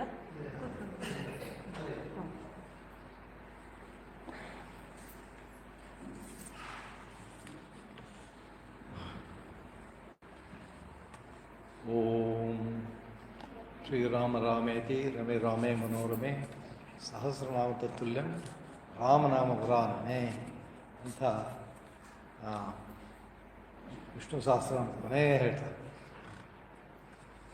ಪಪ್ಪ ರಾಮದಾಸ ಅವರ ಪಾದಾರವಿಂದಗಳಲ್ಲಿ ನನ್ನ ಹೃತ್ಪೂರ್ವಕ ಹೃದಯವನ್ನು ಅವ್ರಿಗೆ ಅರ್ಪಿಸಿ ಅವರ ಆಶೀರ್ವಾದದಲ್ಲಿ ನಾವು ಬದುಕೋಣ ಅಂತ. ಹಾಗೆ ಇವತ್ತು ಅಮ್ಮ ಕೃಷ್ಣಬಾಯಿ ಅವರ ಪುಣ್ಯಸ್ಮರಣೆ, ಅವ್ರನ್ನ ನೋಡುವಂಥ ಅವಕಾಶ ಸಿಕ್ಕಿತ್ತು ನನಗೆ. ಅಮ್ಮನ ನೋಡಿದೆ.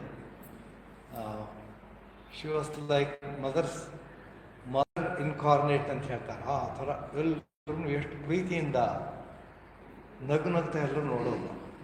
ನನಗೆ ಅವ್ರನ್ನ ನೋಡಿದ ತಕ್ಷಣ ಎಂಥ ಅದ್ಭುತವಾದ mother, simple but wonderful looking, ಪ್ರೀತಿ ದಟ್ ಎಮನೇಟ್ಸ್ ವಿಸ್ಡಮ್ ಅಂತ ಹೇಳ್ತಾರೆ. ಪ್ರೀತಿ ನೋಡಿದ ತಕ್ಷಣ ನಮಗೆ ಭಕ್ತಿ ಬಂದ್ಬಿಡುತ್ತೆ ಅಂತ ಆ ಥರದವರು. ನನಗೆ ಅವರೆಲ್ಲ ನೋಡಿದ ಮೇಲೆ ರಾಮನಾಮದ ಮೇಲೆ ಮತ್ತು ಅಮ್ಮನ ಪ್ರೀತಿ, ರಾಮದಾಸರವ್ರಿಗೆ ರಾಮನ ಮೇಲಿದ್ದಂಥ ಅಗಾಧವಾದ ಪ್ರೀತಿಯಲ್ಲ, ಅವರೇ ರಾಮನೇ ಆಗಿದ್ದರು. ಯಾಕೆಂದರೆ ರಾಮಮಯ ಅವರ ಶರೀರ ಅಂತ ನನಗನ್ಸುತ್ತೆ. ಯಾಕೆಂದರೆ ಅವ್ರು ಎಲ್ಲೆಲ್ಲಿ ಹೋದ್ರೂ ರಾಮ ನೋಡೋರು. ಎಂಥ ಅದ್ಭುತ. ಅದನ್ನು ನಾ ಇನ್ ಕ್ವೆಸ್ಟ್ ಆಫ್ ಗಾಡ್ ಅಂತ ಇಂಗ್ಲೀಷಲ್ಲಿ ಓದಿದ್ದೆ ಬಹಳ ಹಿಂದೆ. ಈಚೆಗೆ ಭಗವದ್ ಅನ್ವೇಷಣೆ ಕನ್ನಡದಲ್ಲಿತ್ತಲ್ಲ, ಅದನ್ನು ಸ್ವಲ್ಪ ಕನ್ನಡದಲ್ಲಿ ಹೇಗಿದೆ ಅಂತ ಓದೋಣ ಅಂತ ಓದ್ತಾ ಇದ್ದೆ. ಅದೆಲ್ಲ ಓದ್ತಾ ಇದ್ದರೆ ಇಟ್ಸ್ ಸೋ ಥ್ರಿಲ್ಲಿಂಗ್. ಯಾವ ರೀತಿ ಅನುಭವ ಅವ್ರದ್ದು. ಎಲ್ಲಿ ಹೋದರೂ ಅವರ ಯಾರಾದರೂ ಜೊತೆ ಸಿಕ್ಕಿದ್ರೆ ಸಾಧುರಾಮ ಆಗ್ಬಿಡ್ತಿದ್ರು. ಅವರು ಸುಮಾರು ಸಾಧುರಾಮಗಳು ನೋಡಿದ್ದಾರೆ ಅವರು. ಸಾಧುರಾಮ ಅಂತ ಜೊತೆಗೆ ಯಾರು ಸಿಗ್ತಾರೆ, ಯಾರು ಏನು ಹೇಳಿದ್ರೆ ಅವ್ರ ಜೊತೆ ಹೋಗ್ಬಿಡೋರು. ಅವ್ರು ರಾಮನ ಇವ್ರು ಕಳಿಸ್ತಾರೆ, ಅದರಿಂದ ಅವನ ಜೊತೆ ಹೋಗೋದು. ಎಲ್ಲಿ ಕರ್ಕೊಂಡು ಹೋಗೋದು ಅಲ್ಲೇ ಹೋಗೋರು. ಆ ಥರ ಅದ್ಭುತವಾದ ಶ್ರದ್ಧಾವಾನ್ ಲಭತೆ ಜ್ಞಾನಂ ತತ್ಪರಂ ಸಮ್ಯಕೇಂದ್ರಿಯ ಜ್ಞಾನಂ ಲಬ್ಧ್ವಾ ಪರಾಂ ಶಾಂತಿ ಮಧಿಗಚ್ಚತಿ ಅಂತ ಹೇಳ್ತಾರೆ. ಹೀಗೆ ಅಮ್ಮ ಕೃಷ್ಣಬಾಯಿಯಲ್ಲಿ ಮತ್ತು ಪಪ್ಪ ರಾಮದಾಸರಲ್ಲಿ ಈ ಥರ ಶ್ರದ್ಧೆಯನ್ನು ನಮಗೆ ಹುಟ್ಟಾಕಿದ್ದಾರೆ ಅಂತ ಹೇಳಿಸುತ್ತೆ. ಈಗ ರಾಮನಾಮ ಅಷ್ಟೇ ಸಾಕು, ಇನ್ನೇನು ಬೇಕಿಲ್ಲ. ಸ್ವಾಮೀಜಿ ಬಹಳ ಅದ್ಭುತವಾಗಿ ಎಲ್ಲ ವಿಶುದ್ಧವಾಗಿ ಹೇಳಿದ್ದಾರೆ. ನಾನು ಅಷ್ಟೇ ನನಗೆ ಹೇಳ್ಬೇಕಾದ್ದು ಅನ್ನಿಸ್ತು. ಶ್ರದ್ಧೆಯಿಂದ ಜ್ಞಾನ ಸಿಗುತ್ತೆ. ಆದರೆ ಶ್ರದ್ಧೆ ಅಂದ್ರೇನು ಅನ್ನೋದು ಅರ್ಥ ಆಗದೆ ಇದ್ದರೆ ಜ್ಞಾನ ಸಿಗೋದು ಕಷ್ಟ ಆಗುತ್ತೆ. ಶ್ರದ್ಧೆ ಅಂತಂದರೆ ಒಂದು ಗುರಿ ಇದೆ, ಆ ಗುರಿಯನ್ನು ತಲುಪಬೇಕು. ಅದಕ್ಕೆ ಯಾವ ರೀತಿ ತಲುಪಬೇಕು ಅನ್ನೋದನ್ನ ಅರ್ಥ ಮಾಡ್ಕೊಳ್ಳೋದ್ರೆ ಅದು ಜ್ಞಾನ. ಸೊ ಜ್ಞಾನ ಶ್ರದ್ಧೆಯಲ್ಲಿ ಇರಲೇಬೇಕು. ಅದೇ ಜ್ಞಾನದಲ್ಲಿ ಸಮಾಪ್ತವಾಗುತ್ತೆ. ಹೀಗೆ ಪ್ರತಿಯೊಂದು ಕೆಲಸ ನಾವಿಲ್ಲಿ ಬರಬೇಕಾದ್ರೂ, ಕಾರಲ್ಲಿ ಬರಬೇಕಾದ್ರೂ ಇಲ್ಲಿ ಬರ್ತೀವಿ ಅನ್ನೋ ಶ್ರದ್ಧೆಯಿಂದ ಬಂದಿದ್ದೀವಿ. ಅಲ್ಲೆಲ್ಲಾದ್ರೂ ಅಕ್ಸಿಡೆಂಟ್ ಆಗ್ಬೋದು, ಅಥವಾ ಗ್ರೌಂಡ್ ಏನೋ ಅರ್ಥಕ್ವೇಕಾಗ್ಬೋದು, ಅದೇನು ಯೋಚನೆ ಮಾಡಿಲ್ವಲ್ಲ, ನೆಟ್ಟಿಗೆ ಬಂದ್ವಿ ಇಲ್ಲಿಗೆ. ಏರೋಪ್ಲೇನ್ ಹತ್ತೀವಿ, ಅದು ಆಕಾಶದಲ್ಲೇ ಇರುತ್ತೋ ಕೆಳಗೆ ಹೋಗುತ್ತೆ ಅಂತ ಗೊತ್ತಿಲ್ಲ, ಶ್ರದ್ಧೆ ಇದೆ, ತಲುಪ್ತೀವಿ ನಮ್ಮ ಡೆಸ್ಟಿನೇಷನ್ ಅಂತ. ಇವೆಲ್ಲ ಶ್ರದ್ಧೆ ಸಾಮಾನ್ಯವಾಗಿ ಅಪರಾಶ್ರದ್ಧೆ. ಇಲ್ಲಿ ನಾವು ಕೆಲಸ ಸಿಗಬೇಕು. ನನಗೆ 1-2-3 ಎಕ್ಸಾಂಪಲ್ಸು ನನ್ನದೇ ಜೀವನದಲ್ಲಿ ಶ್ರದ್ಧೆ ಅಂತ ಏನಂದರೆ ಶ್ರದ್ಧೆಯಿಂದ ಮಾಡಿದ್ನ ಅಂತ ಈಗ ಅನಿಸ್ತಾ ಇದೆ. ನಾನು ನಮ್ಮ ಇಂಗ್ಲೆಂಡ್ಲಿದ್ದಾಗ ನನಗೆ ಭಾಳ ಡಿಸ್ಕ್ರಿಮಿನೇಷನ್ ಇನ್ ಜಾಬ್ ಸೀಕಿಂಗ್ ಅನಿಸುತ್ತೆ. ಏಕೆಂದರೆ ನಮ್ಮ ಪರದೇಶದವ್ರನ್ನೆಲ್ಲರೂ ಬ್ಲ್ಯಾಕ್ಸ್ ಅಂತ ಕರೆಯೋರು, ಓನ್ಲಿ ವೈಟ್ ಬ್ರಿಟಿಷ್ ಮಾತ್ರ ಬೆಳೆಯೋರು ಅಂತ. ಆ ಮಿಡ್ಲ್ ಈಸ್ಟ್ನವರು ಬೆಳಗಿರ್ತಿದ್ರು, ಅವ್ರ ಥರನೇ ಅವ್ರನ್ನೂ ಬ್ಲ್ಯಾಕ್ ಅಂತ ಕರೆಯೋರು. ಹಾಗಾಗ್ಬಿಟ್ಟು ಏನಾದ್ರು ಬೇರೆ ಹೆಸರಿದ್ದರೆ ಅವ್ರು ಜಾಬ್ ಕೊಡಬೇಕಾದ್ರೆ ಏನು ಇವ್ರಿಗೆ ಈ ಜಾಗಿನ ಯಾರೂ ಬರೋಕ್ಕಾಗಲ್ಲ, ಮತ್ತು ಜಾಗಿನ ಯಾರು ಸಿಗಲಿಲ್ಲ, ಯಾರು ಅವ್ರಿಗೆ ಆ ಥರದ ಜಾಬ್ಗಳು ನಮ್ಗೆ ಕೊಡೋರು. ಸೊ ನಾವೇನು ಮಾಡಬೇಕು ಅಂತಂದರೆ ಯಾವುದೇ ಜಾಬ್ ಸಿಕ್ಕಿದ ಜಾಬ್ ತೊಗೊಂಡು ಹೋಗ್ಬೇಕಾಗುತ್ತೆ. ನನಗೆ ಇಂಟರ್ನಲ್ ಮೆಡಿಸಿನ್ ಮಾಡಬೇಕು ಅಂತ ಬೇಕು, ಈಗ ನಾನು MRCP ಎಕ್ಸಾಮಿನೇಷನ್ಗೆ ಪರೀಕ್ಷೆಗೆ ಅನುಭವ ಬೇಕಲ್ಲ, ಅದಕ್ಕೆ ಓದಾಗಿಂದಾನು ಅಪ್ಲಿಕೇಶನ್ ಆಗ್ತಾಯಿದ್ದೆ. ಸುಮಾರು 600 ಅಪ್ಲಿಕೇಶನ್ ಆಗಿದೆ. ನಿಮಗೆ ಆಶ್ಚರ್ಯ ಆಗ್ಬೋದು, ಯಾಕೆಂದರೆ ನಮ್ಗೆ ಜಾಬ್ ಸಿಕ್ಕಿದ್ದು ಆರ್ಥೋಪೆಡಿಕ್ಸ್. ನನಗೂ ಆರ್ಥೋಪೆಡಿಕ್ಸ್ ಭಾಳ ದೂರ, ಆರ್ಥೋಪೆಡಿಕ್ಸ್ ಮೂಟೆ, ನನಗೆ ಅದು ಆಸಕ್ತಿನೇ ಇರಲಿಲ್ಲ. ಬಟ್ ಅದೇ ಜಾಬ್ ಸಿಕ್ತು.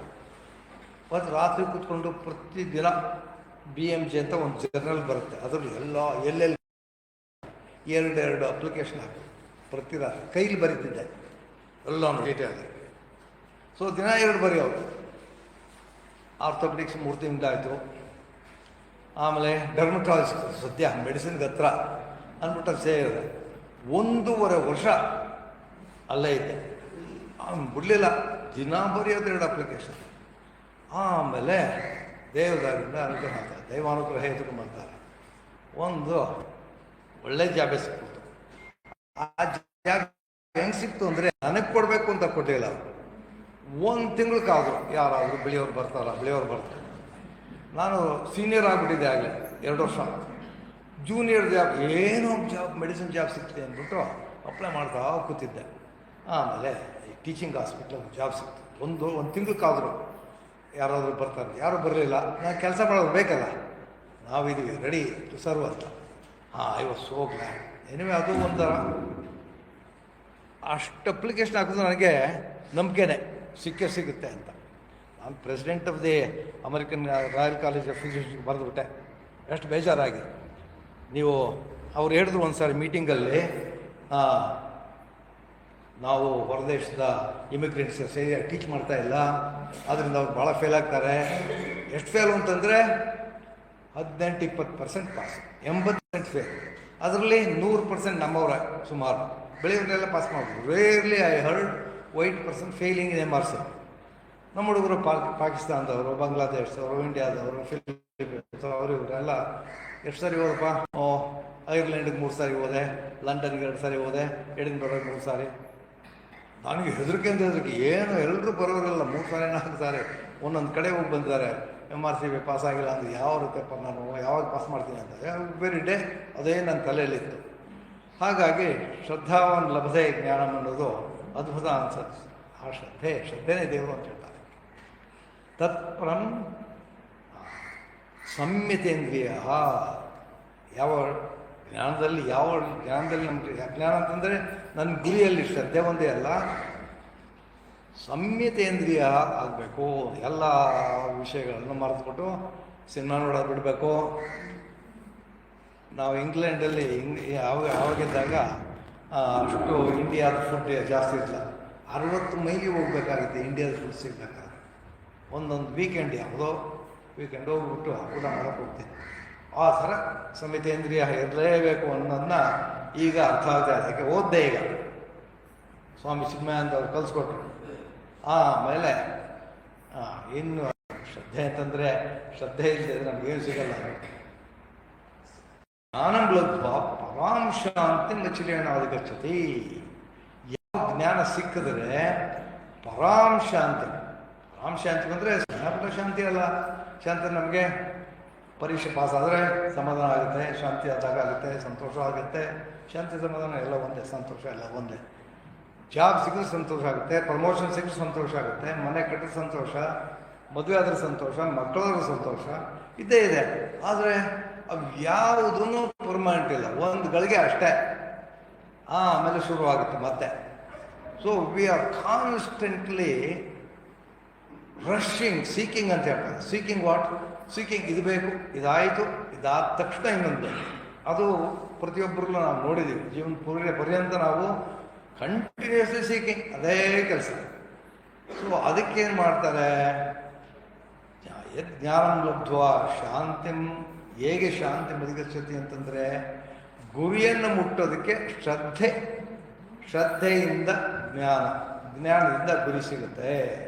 ಆ ಗುರಿ ಮುಟ್ಟೋದಕ್ಕೆ ಶ್ರದ್ಧೆ.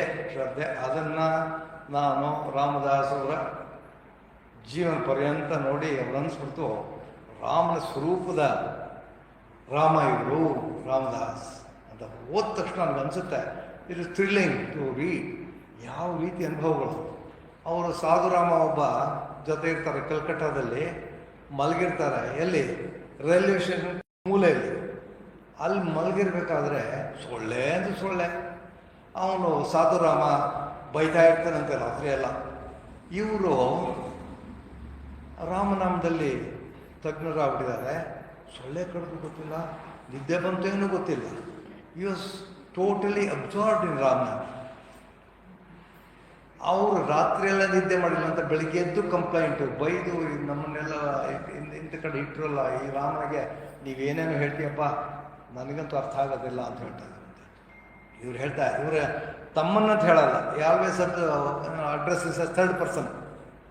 ರಾಮ ಅವನನ್ನು ಸಾಧುನು ರಾಮನ್ನ ಅವನ್ನ ಬೆಳಗ್ಗೆ ಎಬ್ಬರದಾಗ ಅಂತ ಇದ್ದ, ರಾತ್ರಿ ಎಲ್ಲ ಗೊಂಡ್ಬಿಡ್ದ, ಬೆಳಗ್ಗೆ ಗೊಂಡ್ಬಿಡ್ತಿದ್ದ, ರೈಲು ಮತ್ತೆ ಹೋಗುವಾಗಲೂ ಗೊಂಡ್ಬಿಡ್ತಾನೆ ಇದ್ದ. ಆದರೆ ರಾಮದಾಸರು ಏನು ಯೋಚನೆ ಮಾಡ್ತಿರೋದು. ಆಮೇಲೆ ಹೇಳ್ತಾರಂತೆ, ರಾಮ ನಮಗೆ ಇದೆಲ್ಲ ಕೊಟ್ಟಿರೋದು ಅನುಭವ ಆಗಲಿಲ್ಲ. ಯಾಕೆ?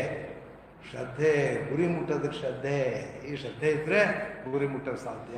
ಆದ್ದರಿಂದ ಆ ರೀತಿಯ ಶ್ರದ್ಧೆ ನಮಗೆಲ್ಲ ಬರಲಿ. ನಾವು ಶ್ರೀರಾಮನ ಆಶೀರ್ವಾದದಿಂದ, ಅಪ್ಪ ರಾಮದಾಸರ ಆಶೀರ್ವಾದದಿಂದ, ಅಮ್ಮನ ಆಶೀರ್ವಾದದಿಂದ, ಆ ಶ್ರದ್ಧೆಯಿಂದ ನಾವು ನಮ್ಮ ಗುರಿ ತಲುಪೋದಕ್ಕೆ ಪ್ರಯತ್ನ ಮಾಡೋಣ ಅಂತೇಳಿ ನೀವೆಲ್ಲರೂ ಪರಮಾತ್ಮ ಸ್ವರೂಪಿಗಳೇ ಅಲ್ವಾ? ನೀವೆಲ್ಲರೂ ಪರಮಾತ್ಮ ಸ್ವೀಕರಿಸೆ. ಯು ಆಲ್ ಸೀಕಿಂಗ್ ಪರಮಾತ್ಮ. ಸೊ ನಮ್ಮೆಲ್ಲರಿಗೂ ಅಮ್ಮನ ಮತ್ತು ಪಾಪಾಜಿಯವರ ಆಶೀರ್ವಾದ ಸಿಗಲಿ. ನಾವು ಗುರಿ ತಲುಪೋದಕ್ಕೆ ಪ್ರಯತ್ನ ಮಾಡೋಣ ಅಂತೇಳಿ ಇಲ್ಲಿ ನನಗೆ ಬಂದು ಮಾತನಾಡುವಂಥ ಅವಕಾಶ ಗೋಪಿಯವರಿಗೂ ಮತ್ತು ಕೃಷ್ಣಬಾಯಿ ಅವ್ರಿಗೂ ನನ್ನ ಪೂರ್ವ ನಮಸ್ಕಾರಗಳು. ಇಲ್ಲಿ ಬಂದಿದ್ದೆ ಭಾಳ ವರ್ಷದಿಂದ, ನಮ್ಮ ಯಲ್ಲಪ್ಪನವರಿದ್ದಾಗ ಬಂದಿದ್ದೆ, ಆಮೇಲೆ ಬಂದಕ್ಕೆ ಆಗಲೇ ಇಲ್ಲ. But I always had a great admiration for Papa Ramdas because it is tremendous spirit of spreading ರಾಮನಾಮ. Nothing else necessary. ರಾಮನಾಮ ಇದ್ದರೆ ಏನು ಬೇಡ ಅನ್ನೋದನ್ನ ಅದ್ಭುತವಾದ ತಿಳುವಳಿಕೆ ಕೊಟ್ಟು ಅಗಾಧವಾದ ಜನಗಳಿಗೆ ಸಣ್ಣದಾಗಿ ಸಿಂಪಲ್ಲಾಗಿ ಏನು ದೈವ ಸ್ವರೂಪಿ ಶಕ್ತಿ ಪಡ್ಕೊಳ್ಳುವಂಥ ಸಾಧ್ಯತೆ ಇದೆ ಅನ್ನೋದನ್ನ ಹೇಳಿಕೊಟ್ಟದ್ದು ನಿಜವಾಗೂ ಅದ್ಭುತ ಅಂತ ಹೇಳಿ ಅವ್ರಿಗೆ ನನ್ನ ಹೃತ್ಪೂರ್ವಕ ನಮಸ್ಕಾರ ತಿಳಿಸಿ, ನಿಮಗೆಲ್ರಿಗೂ ನನ್ನ ವಂದನೆಗಳು ತಿಳಿಸಿ ನನ್ನ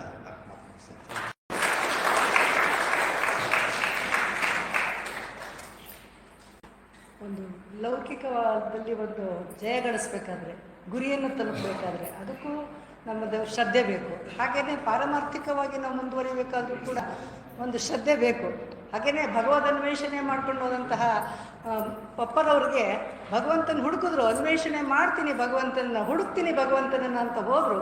ಭಗವಂತನ ಹುಡುಕಿದ್ರು, ಅವನನ್ನು ದರ್ಶನ ಮಾಡ್ತೀನಿ ಅಂತ ಹೋದರು, ಅವನ ದರ್ಶನ ಮಾಡಿದ್ರು. ಹೀಗಾಗಿ ಭಗವಂತನನ್ನು ನೋಡಿದವರು, ಅವನ ದರ್ಶನ ಮಾಡಿದಂತಹ ಸಾಕ್ಷಾತ್ ನಮ್ಮ ಸ್ವಾಮಿ ರಾಮದಾಸರು ರಾಮದಾಸರು ಅವರೆಲ್ಲ ಸಾಹಿತ್ಯದಲ್ಲಿ ಅವರು ಯಾವ ರೀತಿ ಅನ್ವೇಷಣೆ ಮಾಡಿದ್ರು, ಯಾವ ರೀತಿ ದರ್ಶನ ಮಾಡಿದ್ರು, ಅನುಭವ ಮಾಡಿದ್ರು, ಅನಂತರ ಭಗವದ್ ಅನುಭವವನ್ನು ಹೇಗೆ ಪಡೆದ್ರು ಭಗವಂತನಿಂದ ಅನ್ನೋದನ್ನು ಅವ್ರ ಸಾಹಿತ್ಯದಲ್ಲಿ ಬಹಳ ಚೆನ್ನಾಗಿ ವಿವರಿಸಿದ್ದಾರೆ. ಅದನ್ನು ನಾವೆಲ್ಲರೂ ಓದಿ ನಾವು ಕೂಡ ಸಾಧ್ಯವಾದಷ್ಟು ಮಟ್ಟಿಗೆ ಅದೇ ಜೀವನ ಮನುಷ್ಯ ಜನ್ಮದ ಸಾರ್ಥಕತೆಯೇ ಅದು. ಬಂದ ಮೇಲೆ ನಾವು ಮನುಷ್ಯರಾಗೆ ಹುಟ್ಟಿ ಮನುಷ್ಯರಾಗೆ ಸಾಯೋದು ಬೇಡ, ನಾವು ಕೂಡ ಭಗವಂತನ ಕೃಪೆಗೆ ಪಾತ್ರರಾಗೋಣ. ಮತ್ತು ಈ ಎಲ್ಲ ವಿಷಯಗಳನ್ನು ಲೌಕಿಕ ಮತ್ತು ಪಾರಮಾರ್ಥಿಕ ವಿಷಯದಲ್ಲಿ ಹೇಗೆ ನಾವು ಜಯಗಳಿಸಬೇಕು, ಸಾಧನೆ ಮಾಡಬೇಕು ಅನ್ನೋದನ್ನು ಆಚಾರ್ಯ ನಾಗರಾಜರವರು ಬಹಳ ಉದಾಹರಣೆ ರೂಪದಲ್ಲಿ ನಮಗೆ ತಿಳಿಸಿಕೊಟ್ಟಿದ್ದಾರೆ. ಅವರಿಗೆ ನಮ್ಮ ಹೃತ್ಪೂರ್ವಕ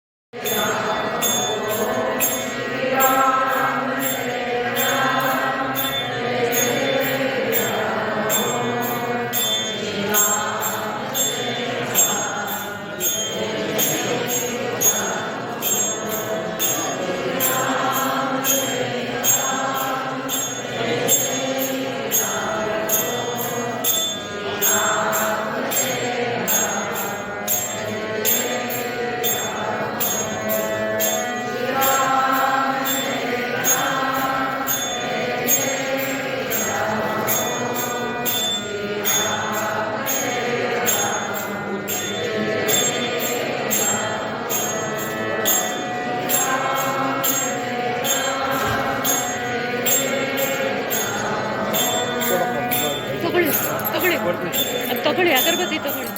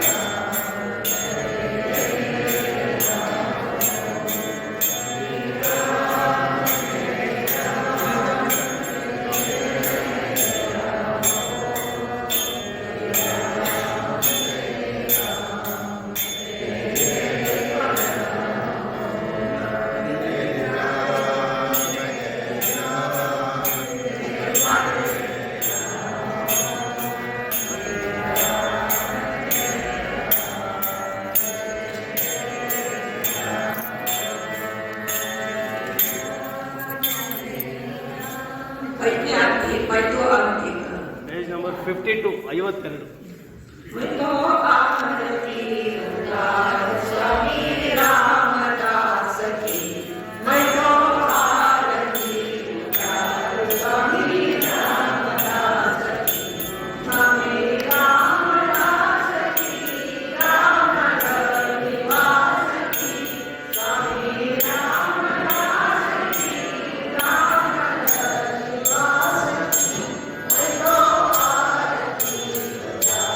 ಸ್ವಾಮಿ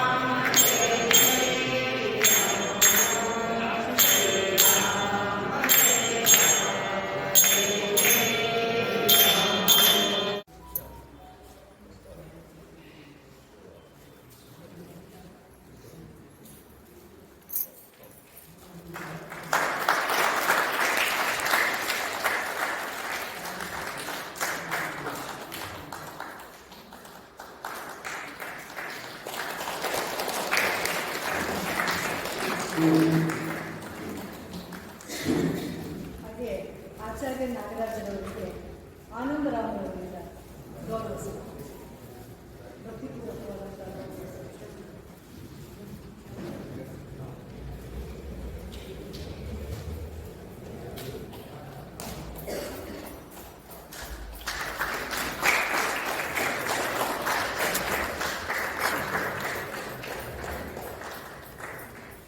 ಇವತ್ತು ನಮ್ಮ ಆಶ್ರಮಕ್ಕೆ ನಮ್ಮ ಎಲ್ಲ ಒಂದು ಅಜ್ಞಾನವನ್ನು ಕಳೆಯೋದಕ್ಕೆ ಎರಡು ಜ್ಯೋತಿ ಸ್ವರೂಪಗಳು ಬಂದಿರುವ ರೀತಿಯಲ್ಲಿ